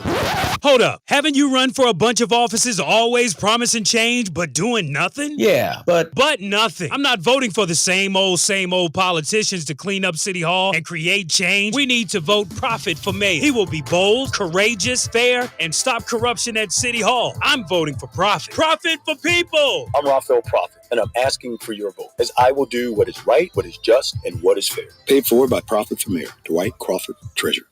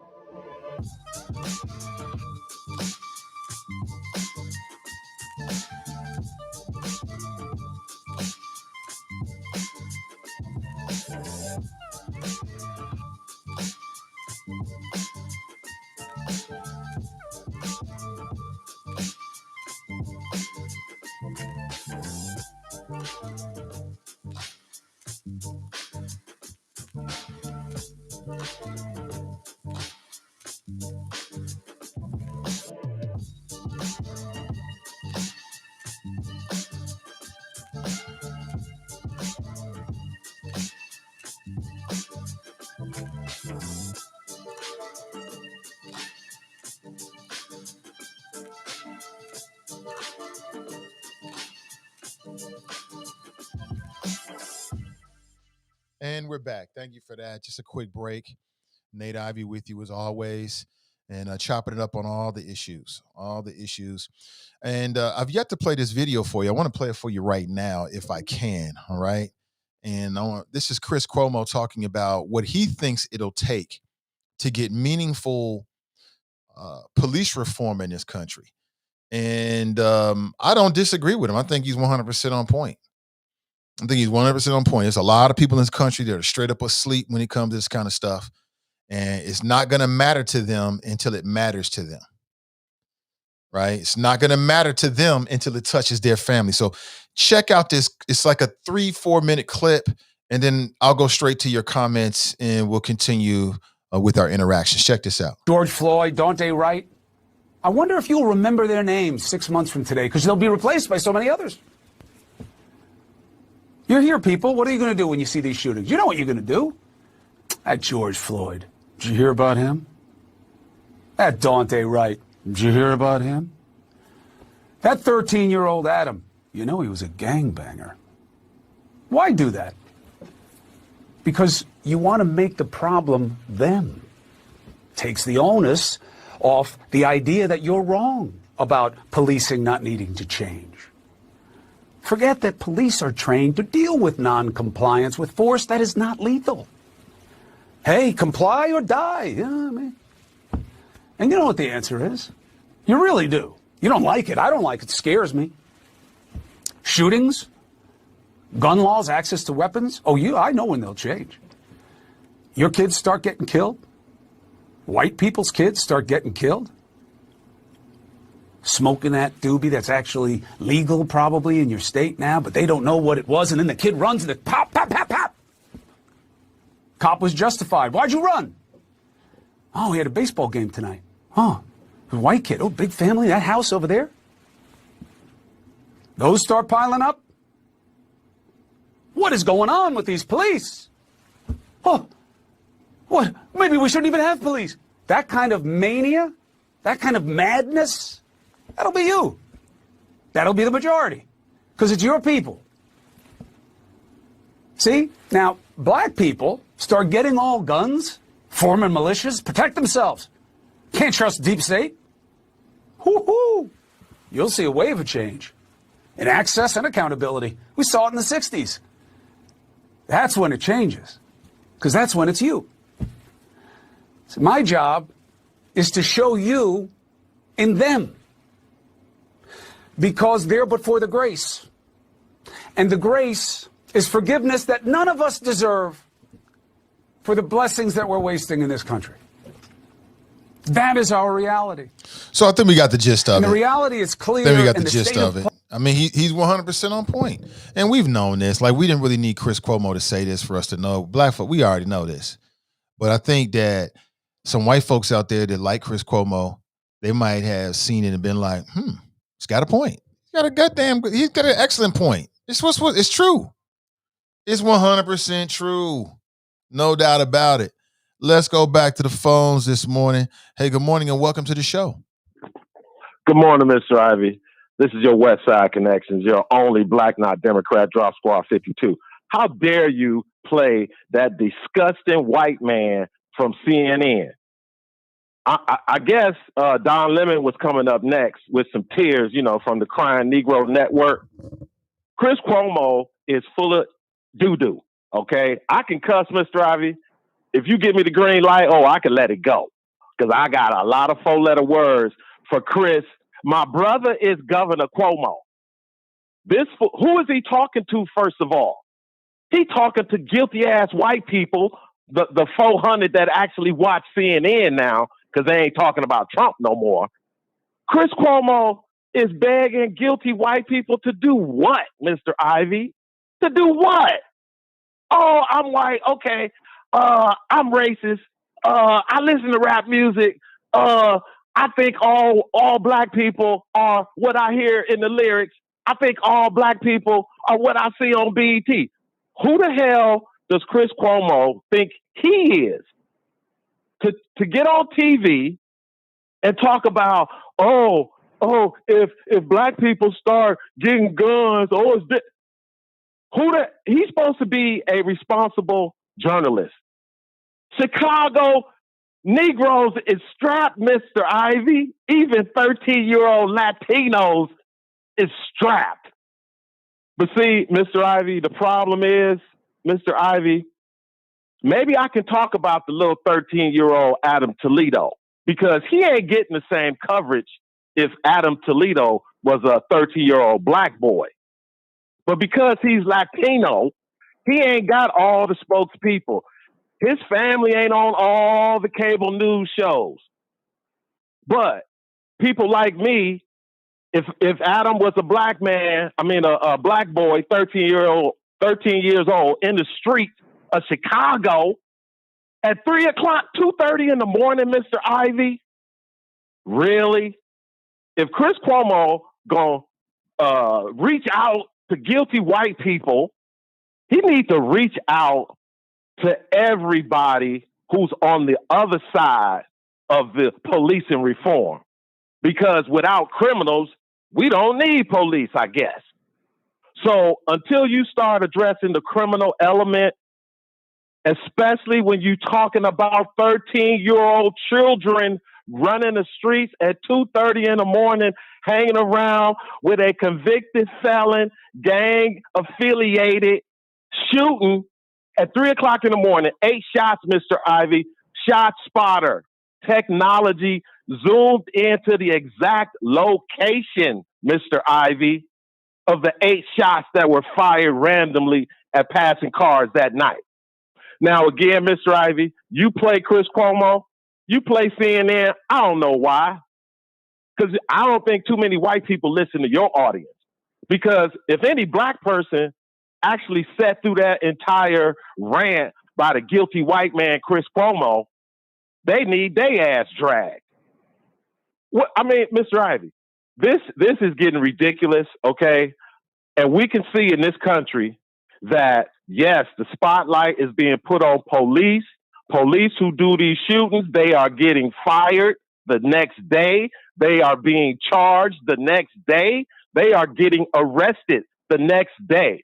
The activism and the awareness is working, Mr. Ivy, but we must let the justice system work. These local politicians, the ones who aren't corrupt, like Cincinnati, when they do their job and they promote the proper legislation, when they get input from people like Iris Rowley, the true freedom fighters who are out here in these streets with these accountability programs for law enforcement, that's when things are going to change. But you must address the criminal element in these black and brown communities. Drop Squad 52. Disgusted over here. And before I go, let me give a shout out to the alt middle and all their affiliates. I'm out. Thank you for the call, brother. I disagree with a lot of you had to say, but I mean, I appreciate the passion and the energy, the different perspective, but I hear you. You said 400 people watching them now, now that Trump's not in office. Maybe you're right. I don't know. Haven't seen the numbers for CNN. I stand by what I said. I think Chris Como was 100% on point with what he said. He's right about it. And we all know this. This is just basic. So I ain't trying to give him points for saying something that's so profound. We already know this. But when somebody's right, give them props for being right. Because you want to make the problem them. Takes the onus off the idea that you're wrong about policing not needing to change. Forget that police are trained to deal with non-compliance with force that is not lethal. Hey, comply or die. Yeah, I mean. And you know what the answer is? You really do. You don't like it. I don't like it. It scares me. Shootings, gun laws, access to weapons. Oh, I know when they'll change. Your kids start getting killed. White people's kids start getting killed. Smoking that doobie that's actually legal probably in your state now, but they don't know what it was. And then the kid runs and the pop, pop, pop, pop. Cop was justified. Why'd you run? Oh, he had a baseball game tonight. Huh. I mean, in basic fact, I mean, he's 100% on point. Now, will change gun law in America? I mean, the gun lobby is huge. Like we saw in Sandy Hook that white children can get mowed down by a psycho sicko with a gun, and nothing has happened. Nothing has happened. Nothing substantive in terms of meaningful legislation has been passed, and it's just a political gridlock when it comes to it. You know, you got one side of the aisle, primarily the Republicans, that just won't move forward on anything. It don't matter who gets killed. That's how powerful the gun lobby is. But I think he's right. You know, if white people's kids were getting killed at the same rate and in the same manner as non-white people, there'd be much more outrage from the white community. There's no doubt about that. I don't think anybody with any common sense can argue against that, but that's just my flow. You might look at it differently. What do you think? 513-873-7134. Clarence writes, it sounds like Tracy Hunter all over again. They spend hundreds, if not millions of dollars trying to prosecute a woman on some small-ish. But they just had to make a point, right? And it's that same prosecutor's office that just spent more of our money trying to prosecute a council person because he said he deleted text messages after the city solicitor's offices had already seen them. Now, is that true? That's what he said. If that's true, it makes you wonder, why would they pursue this kind of stuff? Because it's politically motivated. And just because it might even be some personal issue involved, and also to justify the expense of it. Like, how would it look if they didn't charge one of the Democrats with something and you paying this dude $250 an hour? How would it look? So they had to get somebody. So there it is. Let's go back to the phones. Good morning. Welcome to the show. Hello. Hey, how you doing, man? Hey, how you doing, brother? What's your name? My name is Ja. What's up, Ja? Not much. I just happened to see what y'all was talking about, man. I had a quick 2 cents to put in on it. I feel like with the policing, I was just telling a friend, I feel like that, it's a race thing, but at the end of the day, it's gonna have to stop being a race thing when we can stop looking at the situation like an unarmed black man or an unarmed white man, and they just become people, like an unarmed person is being killed, or just a person in general. Then maybe things will change. But that's all I got to say on the subject at the moment. All right, appreciate you, brother. Take it. Don't be a stranger, Ja. All right, you have a good one. You too. That's Ja checking in. The line is available. Let me throw my number up there for the people, man. Throw it out to the ether. There it is. Give me a call if you decide. If not, you can take a free ride on my thoughts. I got this. Absolutely. So, yeah, I hear what you're saying. I mean, it's kind of like Fame's call. You want to like make it into what you want to make it into. Okay, you can do that too. That's what you want to do with it. To me, it's very clear. It reminds me of the movie A Time to Kill. And Matthew McConaughey at the very end, it was his closing statement. He was trying to get his defendant off, who just killed two white men who viciously abducted, raped, and nearly murdered his child. She survived. And he was going through the scenario of the brutality of it. And he said, imagine that they're white. And it was a great social commentary about how we view race and justice in America. Because, black kids, oh, man, we don't feel no pain. You don't feel no pain? Black kids in school, it's no big deal if you miss class or if a teacher flex on you and go off on you. They said sorry. No big deal. Right? There's no residual effect. Black people, yeah, well, maybe we're not going to give you this pain medicine because you don't need it. Let's put some ice on it. Police officers, put your face down and into the grass and with a knee on your back. You don't really feel nothing. George Floyd, nah, that was proper.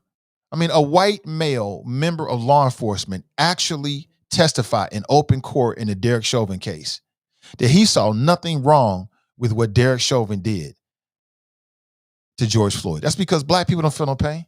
Oh, knee in his neck. I mean, there's a knee in your neck and there's a knee in your neck. And that was just a knee in your neck. I mean, it's a simple procedure.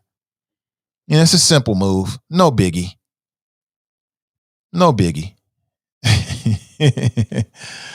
Oh my God, this is crazy, man. We are living in the last days, my friends.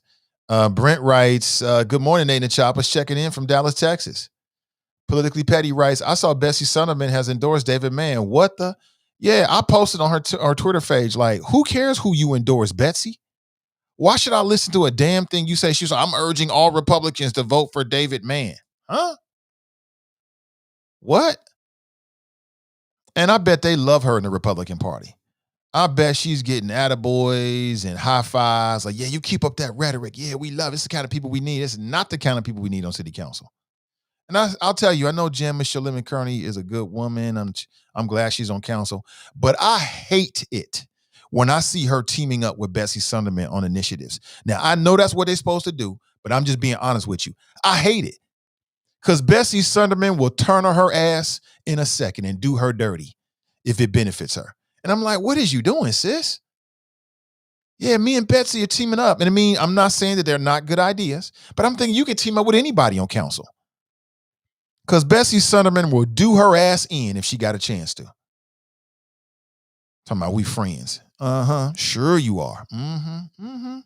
Until it's politically expedient for me to put this shiv in your back.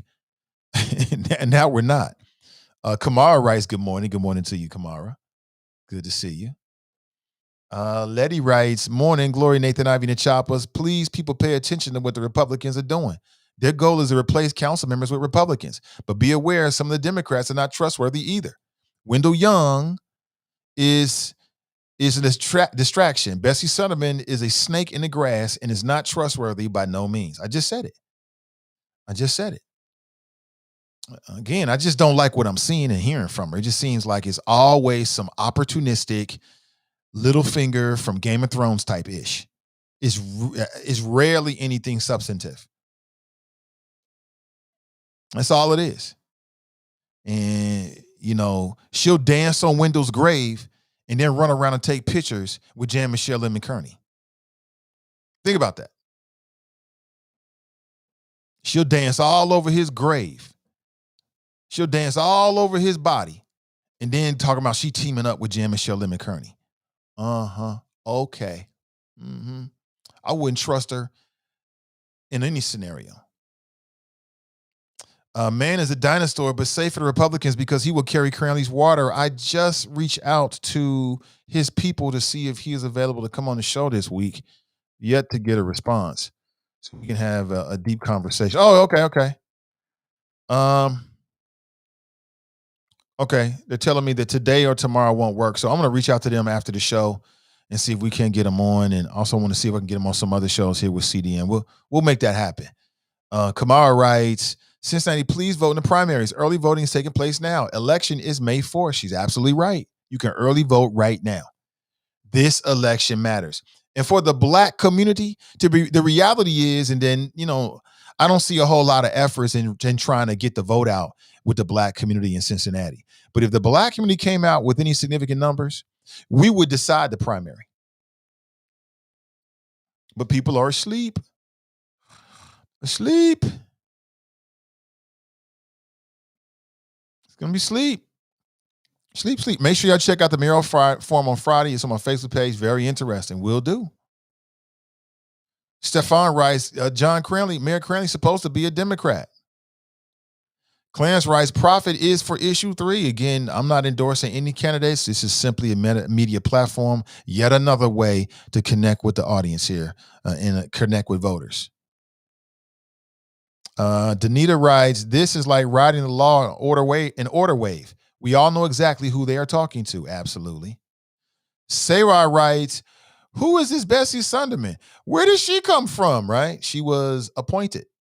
She was appointed to replace Amy Murray. And Amy Murray and or the Republicans wanted a white female. They wanted a white female. Now, I'm adding the white part to it. But they wanted a female, as I read, this is something in local media, but if I remember correctly, Amy Murray wanted a female to replace her. And Betsy Sunderman was appointed. She has not been elected to a damn thing. I hope she's not reelected because her energy is bad for city council. Her energy is bad. She's just on dumb shit. She's just on dumbish. But that represents a part of Cincinnati, though. It's a lot of people that I'm sure support her. You know what I'm saying? She might get reelected. I wouldn't be surprised. I mean, this is Cincinnati. I wouldn't be surprised. Iris writes, Liz Keating should never mention corruption. Never, right? Oh, you already know. And I'll be the one to tell her that. You already know. Like, don't your family got a history in that corruption, sis? She'll be sitting down. Get out here and get us something that really matters. Some kitchen table stuff. Put something on that in the bank account. Put something in place that really matters to adults and families and things like that, rather than, investing so much in conspiracy theories and politics and in games. That's just me. That's just me. TNT writes, with Dieters, you can accidentally drop a phone in a hot tub. You can accidentally forget your baby in the car. You can send a black woman to jail for 5 years for voter fraud, while the same prosecutor can vote from a separate address. Tell us sis for the same address from his wife and never return the address on record with the Board of Education, and allow police to vote from their precinct address instead of their actual homes. Dieters, double standard justice only in Cincinnati. Oh, absolutely. Natasha writes, exactly. Toy writes, she was a judge probate. I think her dad is a former Hamilton County judge as well. Yeah, she was you talking about Bessie Sunderman? She was a magistrate. I bet she was terrible. That's just my opinion of her. I could be completely wrong. I admit to you, I could be completely wrong about Bessie Sunderman. I don't know her. I've never spoken with her. This is 100% just what I'm gleaning through what I'm hearing and seeing through her media appearances. That's it. So I want to make sure, I want to be fair. I don't have any insight. I don't know her. This is just my opinion of her based upon what I've seen. Somebody writes, Hot Mess Express. That's right. Rise and shine. Terrence writes, good morning. Good to see you. Throw the book at Mr. Wendell Young and Kathy Young. I want all the smoke. Hashtag all minutes. You just playing games this morning. We can't take that seriously. Kamara writes, yes, she replaced Amy Murray, right? Yeah, Amy Murray wanted a female. So she didn't even want a man. So there was a gender bias already. And I suspect it was going to be a white female from the top. That's just me.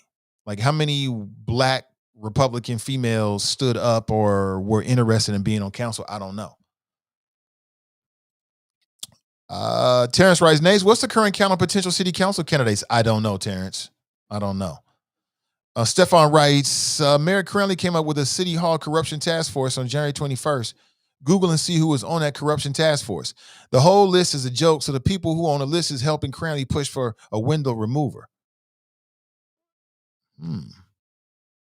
Kelly writes, good morning. Good to see you.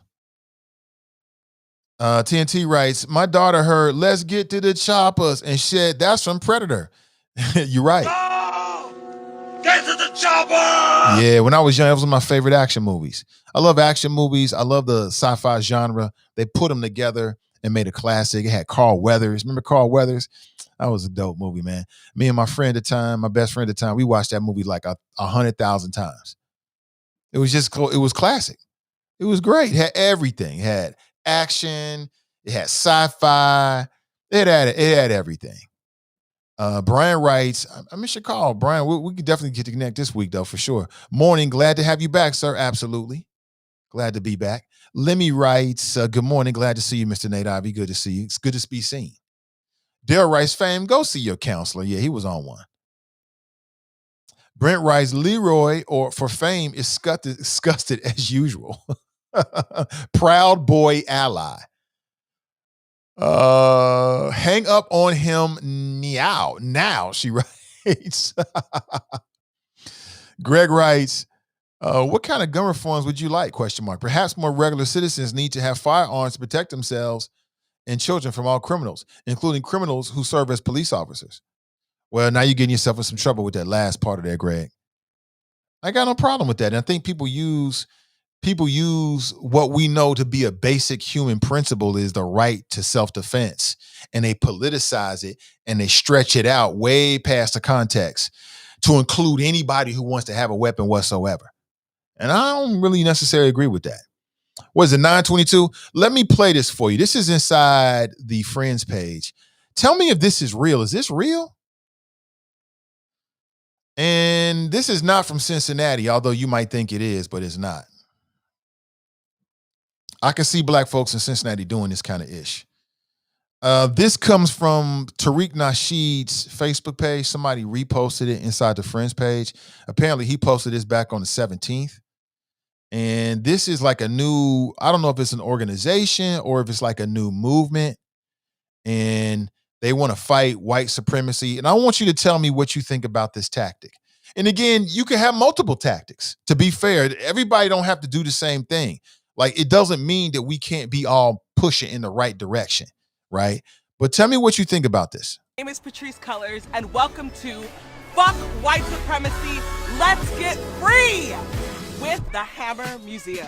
I want you all to step in wherever you are and do the electric slide with me.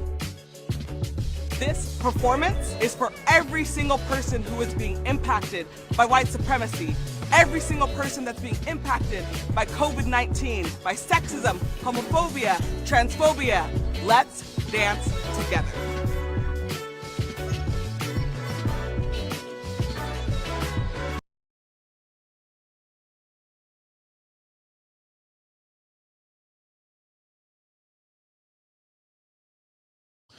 F white supremacy, let's get free. That's the name of it. And she said, if you're having issues with COVID or any kind of racism or any kind of ism, then we're all going to line dance together. Apparently this happened. Tune in live Sunday, April 11th from 12 to 6 p.m. That's a long time. 6 hours? God damn. That is a long time. Hold on, let me see what I can find about this. Hey, hold on. Let me online here and see if did they actually go through with this? Let me see. White supremacy. I love the way it started. Let's get free by line dancing. Oh, that's gonna do it.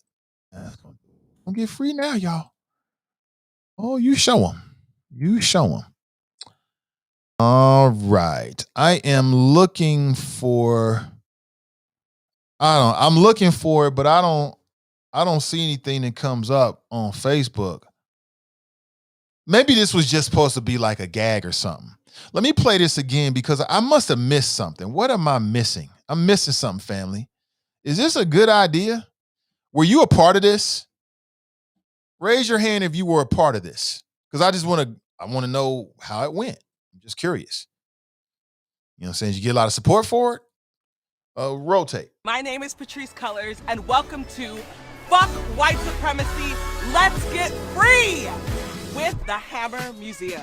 I want you all to step in wherever you are and do the electric slide with me. This performance is for every single person who is being impacted by white supremacy, every single person that's being impacted by COVID-19, by sexism, homophobia, transphobia. Let's dance together. Let's not. What in COVID-19? I don't understand, sis. I mean, okay. I mean, I guess some action is better than no action. So apparently they had a big old, is it a competition or is it just like a human experience where everybody's going to line dance together? I'm not sure. Which is it? I love the title. But after that, I don't love it so much. This is hilarious, y'all. We are living in, say it with me. We are living in the last days of common sense.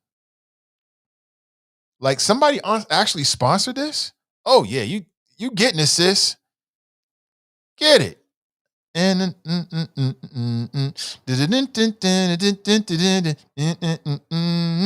it's electric. I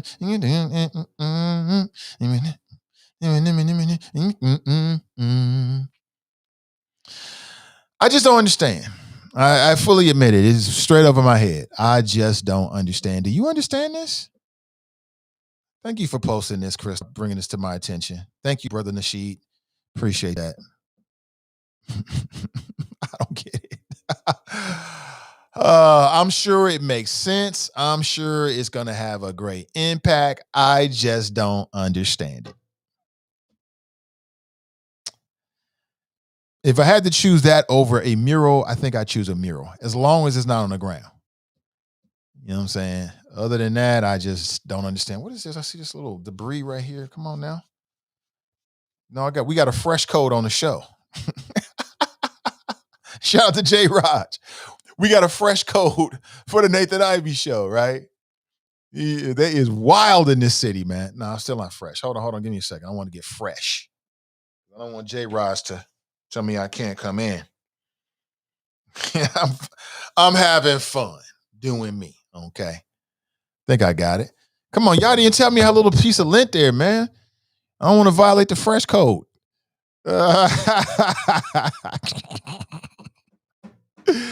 What am I talking about? So J. Raj, black man entrepreneur. He owns Copa. He recently made he didn't, but his establishment and his rules made some news because apparently he denied a sister from coming in because she wasn't fresh enough. So I read the fresh code. It was put on somewhere. It might have been Robert Anthony or somebody posted. I think it was Robert Anthony. And then J. Raj was commenting about it. And he just want people to be fresh. That's it. Fresh breath. Right? What's wrong with that? Halitosis in the club is not a good look. We don't want you in here.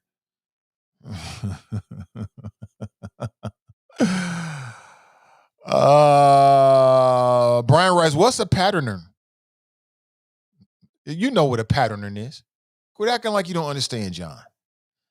John was like, yeah, later today I'm going to release, later this year, I think I'm going to release it later this year around Black History Month. I'm like, it's April. He meant next year. John's a funny guy, man. John is a funny guy. Brian's like, what is a pattern? Joe, I've heard of a pattern. Right. Cleopatra writes, some police are domestic terrorists toward melanated people. Yes, they are. Let's keep it real. Yes, they are. Stop acting like it's not happening. There's some police officers that get their badge and they throw their authority around way more than they have to do when it comes to black people. Way more. And it's not just police officers. It's Karens and Darrens, period.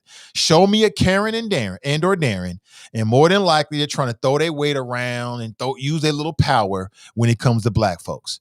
And when they get caught, they'll say, oops, my bad, my mistake. But mistakenly disrespecting and or harming or abusing black folks is one of America's greatest pastimes. So, oops, my bad. I'm sorry. I've disrespected you or disrespected your children or abused you or robbed you or denied you. My bad. I'm sorry. As if that's supposed to mean something.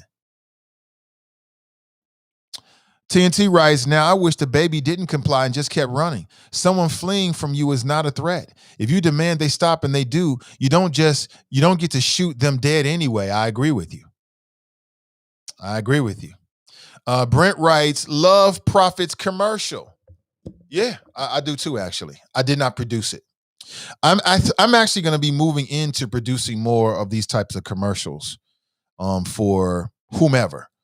So if you need a commercial, especially an audio or a video commercial for your establishment that you want to use on the show, I can and we can definitely produce that for you. And since you brought it up, let's listen to it. Hello, I'm Mr. Same Old. I'm running for mayor.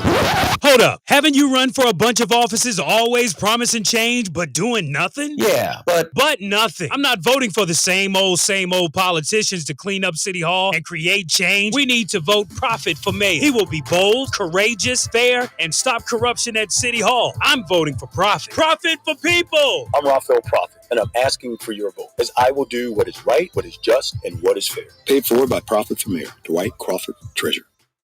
Yeah, you mentioned it. Let me see. Hey, what's up, Brittany?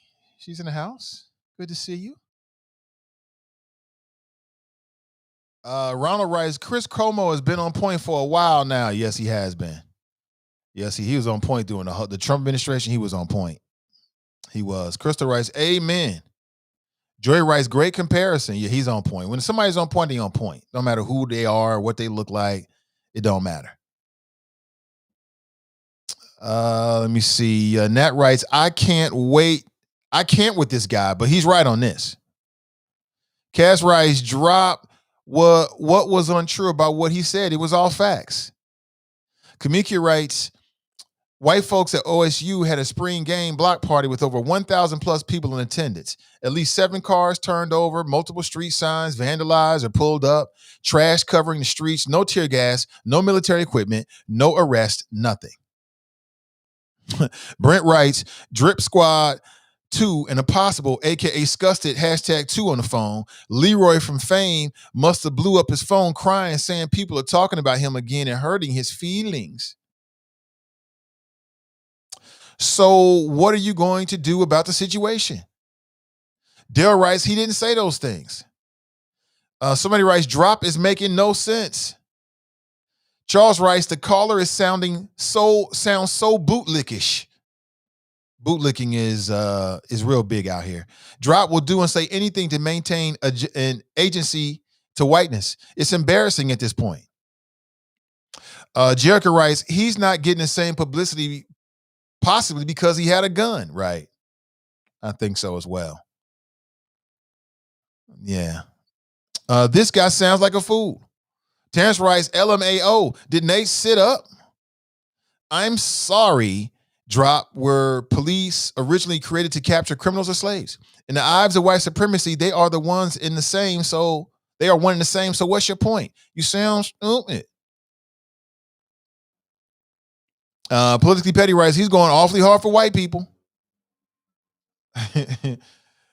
Brian writes, don't you talk about Massa like that in my Steven voice. Y'all wrong, man. Good morning and welcome to the show. Welcome, comrade. Thank you. Good morning. Morning. Hey, I ain't shed no tears for Wendell Young, right? Not one. I know. he could, for as far as I'm concerned, they could lock him up for 3 years, give him to prison. He could die in prison. Want to get out here shining on people. What purpose would? See, you're only saying that because he went in on your boy. That's why you saying. No, I'm saying that because he's disgraced the office. Because see, the cover-up's always worse than the crime. Ask Richard Nixon. When the young guy here acting like you say, he out here vanquishing people. He out here talking about bounce the sucker in the text messages. And then he tried to cover up. He said bounce the sucker. He tried to cover that up. So ain't no better for him. And tell Kathy Young I want all the smoke. Her old ass. Bye. You only saying that. You're so disrespectful, number one. You only saying that, and it dawned on me, like, why is he saying this? You like jumping out a window with this. It's just so out of left field. You're only saying, let me tell you why Black Russia's saying that. Because Black Russia is cool with, I forget their name now. It's been so long. I don't really be monitoring Twitter like that, like I used to when it was fun back in the day when you had like multiple accounts. What's them boys' names? The twins? One of them running for council. Help me out now. Y'all know what I'm talking about. I'm drawing a blank. Somebody help me out. Anyway, he's got a couple of partners he rolls with. They real cool. And they're twins, right? And I know they run tough together because I've seen them. I've seen them out back 4 years ago. They was all wearing John Cranley schmediums. Yeah, Crystal, the Mac boys, right? The Mac twins. I won't call them boys, they're grown men. The Mac twins, right? And these dudes was on Twitter doing the most ridiculous sophomore. I guess they call themselves being political operatives or whatever. I used to call them out. They all had like different accounts, and they was running a social media campaign against PG Sittenfield and all the Democrats, and just, I mean, it was hilarious. I used to sit back and just watch it. Like literally, that was part of my entertainment every day. I just go on Twitter and just look at all the fake accounts. It was hilarious. It still is. The Yin Yang twins. You are silly. The Yin Yang twins. So, and again, and in no way am I disrespecting any of these gentlemen, right? But here's what it was. And so after John Cranley's reelection, he had the opportunity to appoint somebody to the sorter board. And he nominated one of the Mac twins.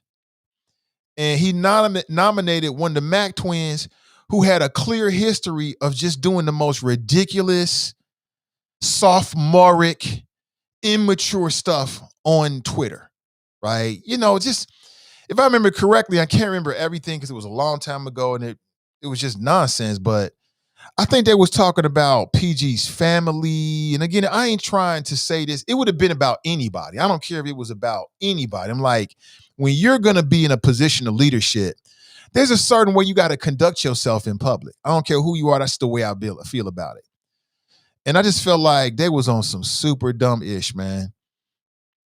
And then John Cranley set him up. John Cranley knew there was no way in hell that one of the Mac twins, the one that he nominated, he knew there was no way in hell that he was going to survive the scrutiny of city council. Because he knew that he was on Twitter criticizing, doing a whole bunch of dumb stuff with these very same city council members that you now want to vote for you to be on the sorter board. It was never going to happen. And John Cranley knew that. He just set him up like, yeah, I'm going to pay you off for all that support you gave me during my campaign. John Cranley, I have to believe that John Cranley knew there was no way that he was going to survive that. Christopher Smitherman is not a dumb man. He knew there was no way that Mac Swing, I can't remember which one it was going to actually be on the sorter board. Man, listen, when I tell you funny, I'm talking about it was one of the funniest moments in recent history. Because it was hilarious. I spent like a whole hour on the show listening to and playing the audio and the video from city council. Man, them council members ran his ass down in public. They ran his ass down. And I would have did the same, Rayshawn, I would have did the same thing. I'm on council, you on Twitter, talking about my family and all this kind of stuff, and now you want to ask me to vote for you to be on the sorter board? Man, I wouldn't have been able to sleep the night before because I would have been so excited just to give you the business.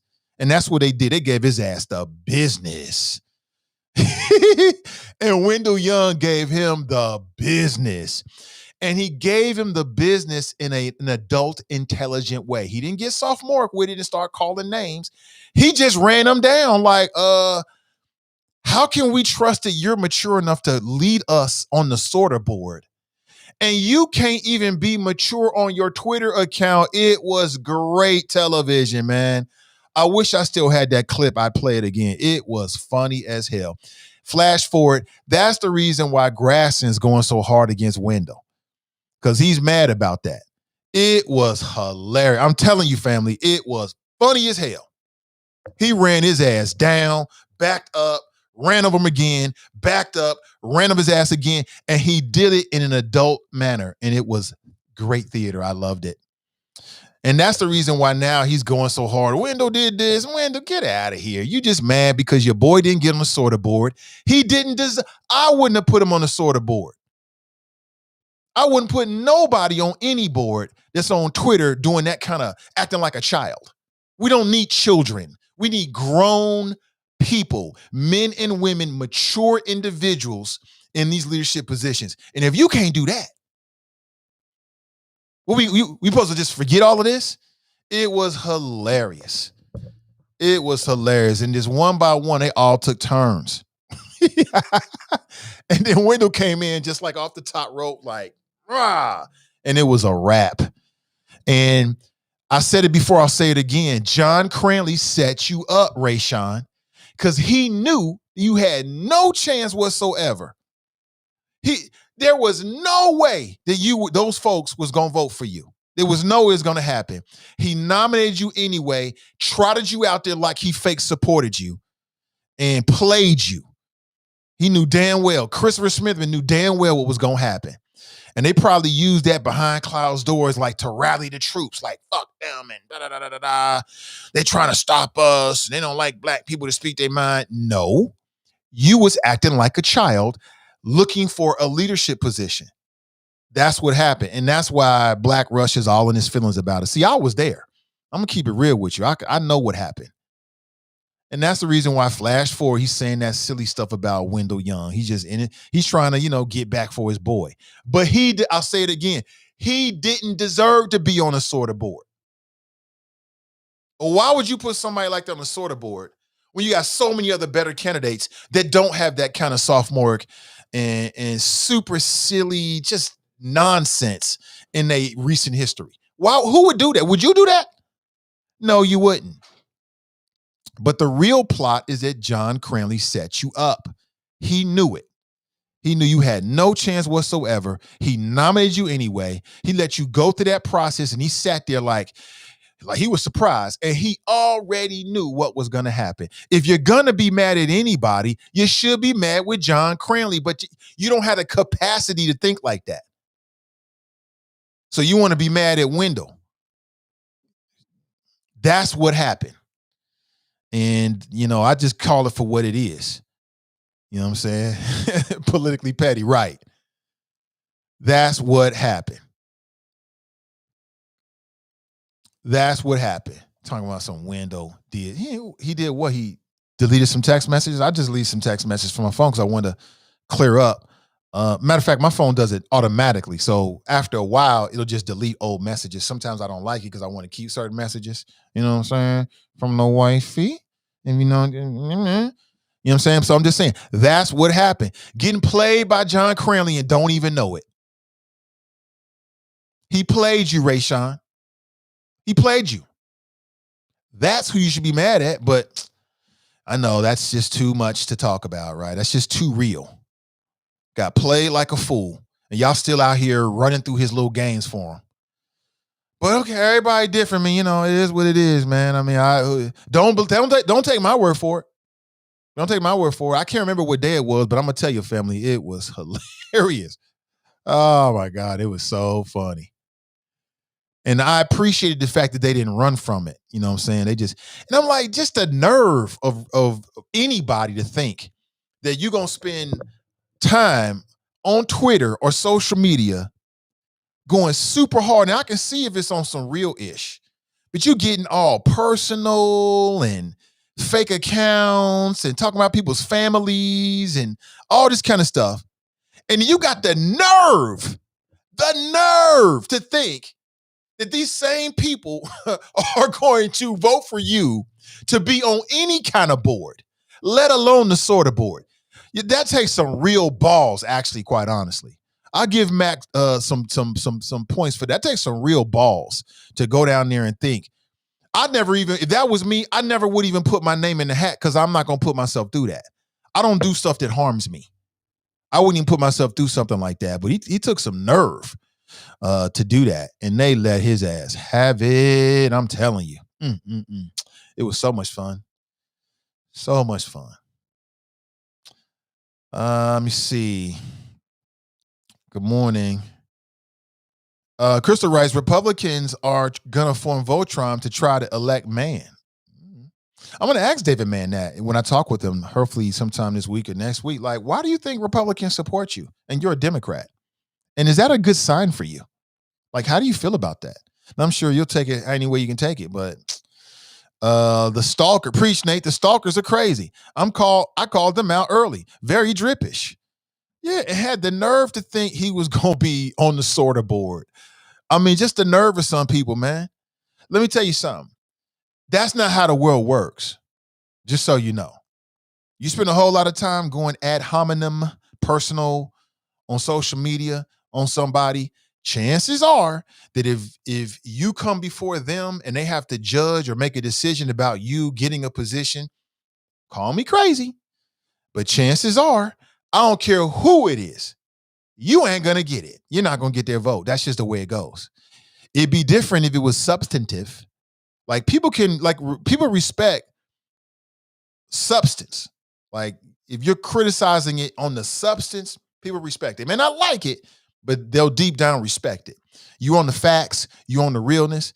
You start talking about people's families and who they sleeping with and all this other kind of stuff. You just gonna open a door where they're gonna look at you much differently. And I mean, who out there is any different?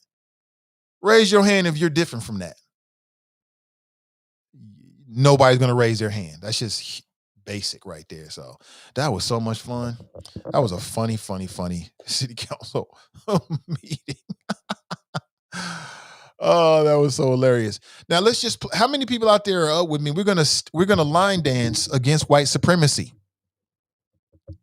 I'll be honest with you, and I hate saying it, but that sounds like a very Cincinnati kind of thing, quite honestly. I'll be honest with you. I know my Cincinnati peeps, I may not like that, but I can see somebody in the city like, you know what? Let's do it. Hold on here. Now, I'm going to take a look at these unis because I've been telling people for years that the Bengals will never, ever, ever win a championship if we keep those same ass, ugly, busted, super drab, uninspiring uniforms. Give me my credit. I was the first and the only person to say that they need to change the uniforms and leave all that losing and misery behind so we can go forward. And I gave you some examples. Tampa Bay Buccaneers, they changed the uniforms, they won championships. Denver Broncos, they changed the uniforms, they won championships. New England Patriots, do you really think for 1 second, do you really believe for 1 second, Tom Brady, Bill Belichick, or not, that the New England Patriots would have become a dynasty if they were still rocking them old, ugly-ass uniforms? There is no way that would have happened. There's no way in the world. Okay? And so today, the new uniforms of the Bengals have been revealed, and I'm looking at them right now. Let me see here, and I'm trying to decide how I feel about these new uniforms, but they're so far away in the picture that I can't really see them. So let me go to another.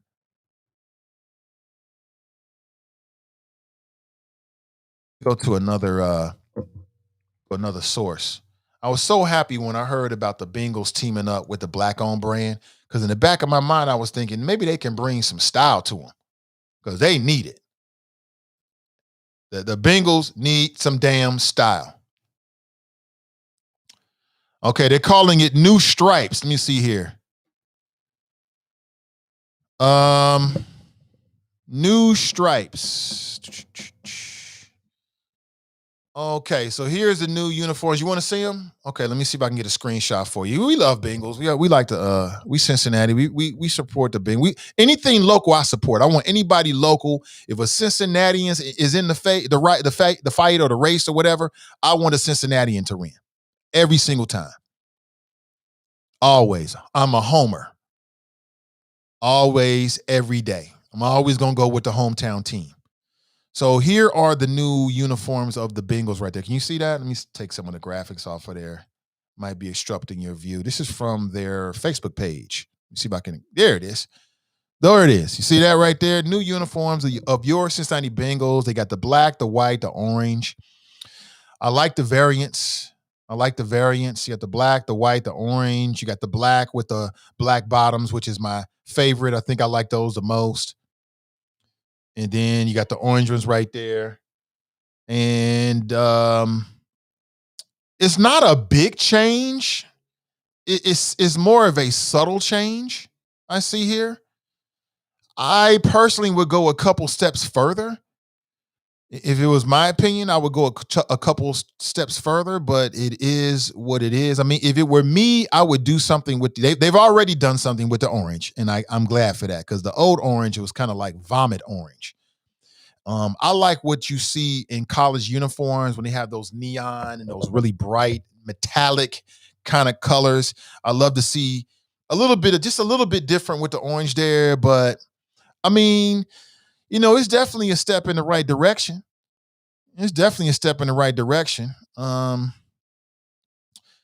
I'm looking for something done with the helmet. I know that we do the orange on black, but I like to flip it where it's black primarily and then orange. I think that would be pretty dope. I'd also like to see it where, I like to see the helmet be primarily black and then the stripes are orange or orange and white. I think that would be dope because everybody knows that black is sexy. Everybody knows that. I think that's the next step to go, but it's a slight variation. It's not big. It seems like it's more modern to me, and I like it. I like the direction of it. I can see them winning more games this year. Now, some of y'all thinking, man, it's all about what you do on the field. Yeah, yes, but when you look good, you feel good. And then for me, for too long, you had the stench of losing on those old ass uniforms. I think they need to do something with the logo. I think that the B. I'm glad they got rid of the leaping tiger. Rawr, rawr. We're gonna play football. Rawr. It's just the weakest animal of all of the NFL mascots. If you look at the other animals that are NFL mascots, they all look ferocious. You look at the Bengals mascot, it looks like it wants to be pet. Come pet me. Come pet me. We need something more aggressive, right? Something more forceful. And, I think I want to see an all black helmet with orange and white or orange or white or orange and white stripes. I think that's the next step. When they do that, they're going to hit, we're talking AFC championships then, when they hit that. Maybe they're just trying to hold on to nostalgia, whatever, with the primarily orange helmets, but they need you see where it's orange right there? That needs to be black. And where it's black, it needs to be orange or white. Now that would be dope. Now we talking about change. Now we talking about cool factor. My favorite is going to be the all black. I think I like the all white then in the middle, then the orange on white.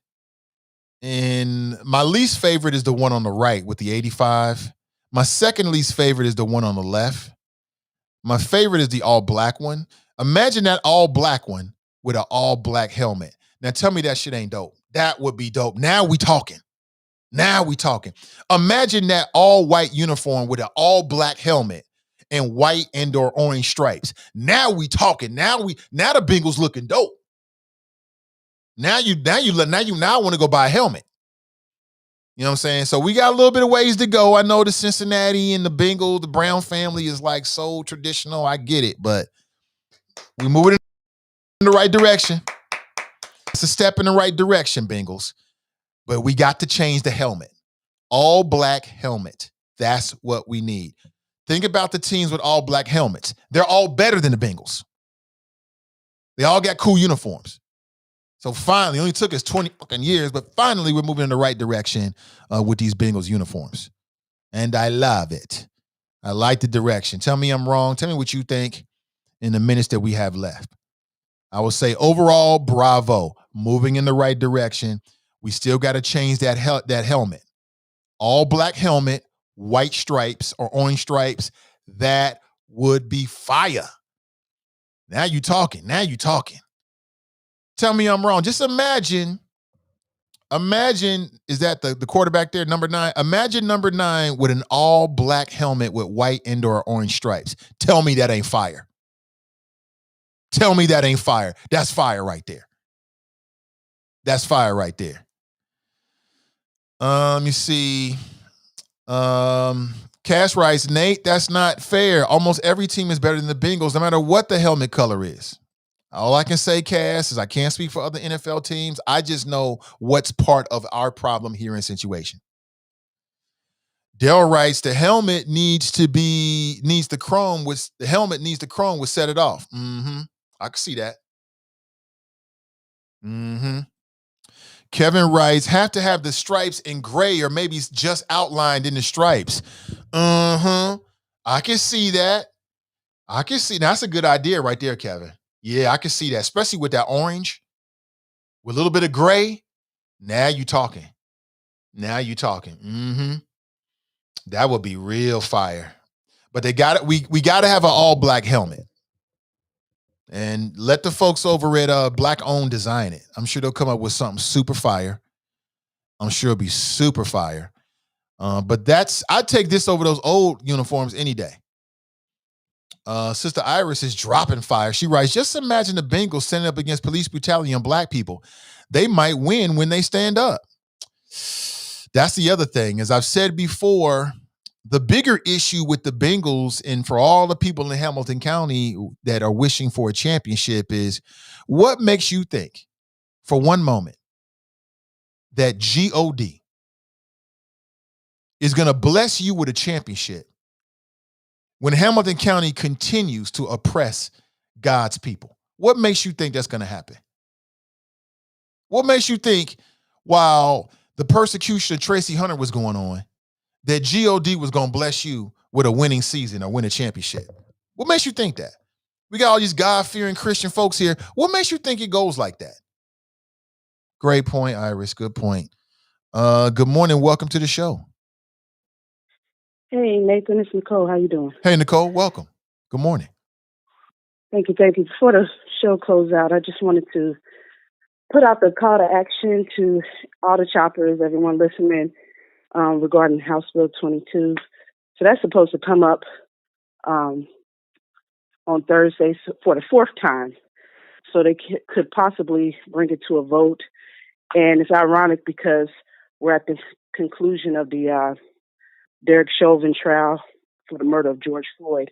And I think it's such a incredible insult type of deal with what's going on, basically making it a crime to do almost the very things that the bystanders that, saw the merciless killing of George Floyd did. Having the courage to react and say, check his pulse and everything else. Well, that would be considered a distraction. Having your phone out could be considered a distraction, along with if you're told to put your phone away and you don't do it to the standard or quick enough for that particular officer, that could become disobeying a lawful order. This bill expands obstruction of justice. So the person that's being apprehended, if they're being charged a felony and they feel like you're interfering, you can be charged a felony. So I just implore everyone to take time, just small time out of your day today and really all this week to call and send emails, whatever you have to do. House Bill 99, we put a call to action out last week, and they are getting the calls, and we're hearing from the State House that they're getting the message. So great job on House Bill 99. Continue to do that, but let's do it also for House Bill 22. And just thanks again. Okay, thank you for the call. Yep, appreciate it. That's your Cincinnati NAACP. They own it. That's why with them. That's why I rock with them, because they own it. I don't care what nobody say about the NAACP. All I know is what I see. That's all I know. I don't know nothing about what happened and how it started and Jew. I don't give a damn about none of that. All I know is right here, right now in Cincinnati and Ohio, I see good people trying to educate the populace about what's happening.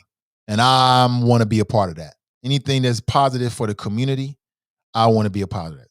I'm here for it every day, all day. But unfortunately, family, that is my time. I really appreciate you being here. And really appreciate all of the conversation we had this morning. I am 100% great. Everybody's good. I had a family crisis that I had to attend to in the moment. I hate not doing the show with you, but all is well. A lot of good people. That just means you give a damn. I mean, I appreciate it. It means a whole lot. So again, have an excellent rest of your day. One last time from our sponsor for today. Hello, I'm Mr. Same Old Same Old. I'm running for mayor.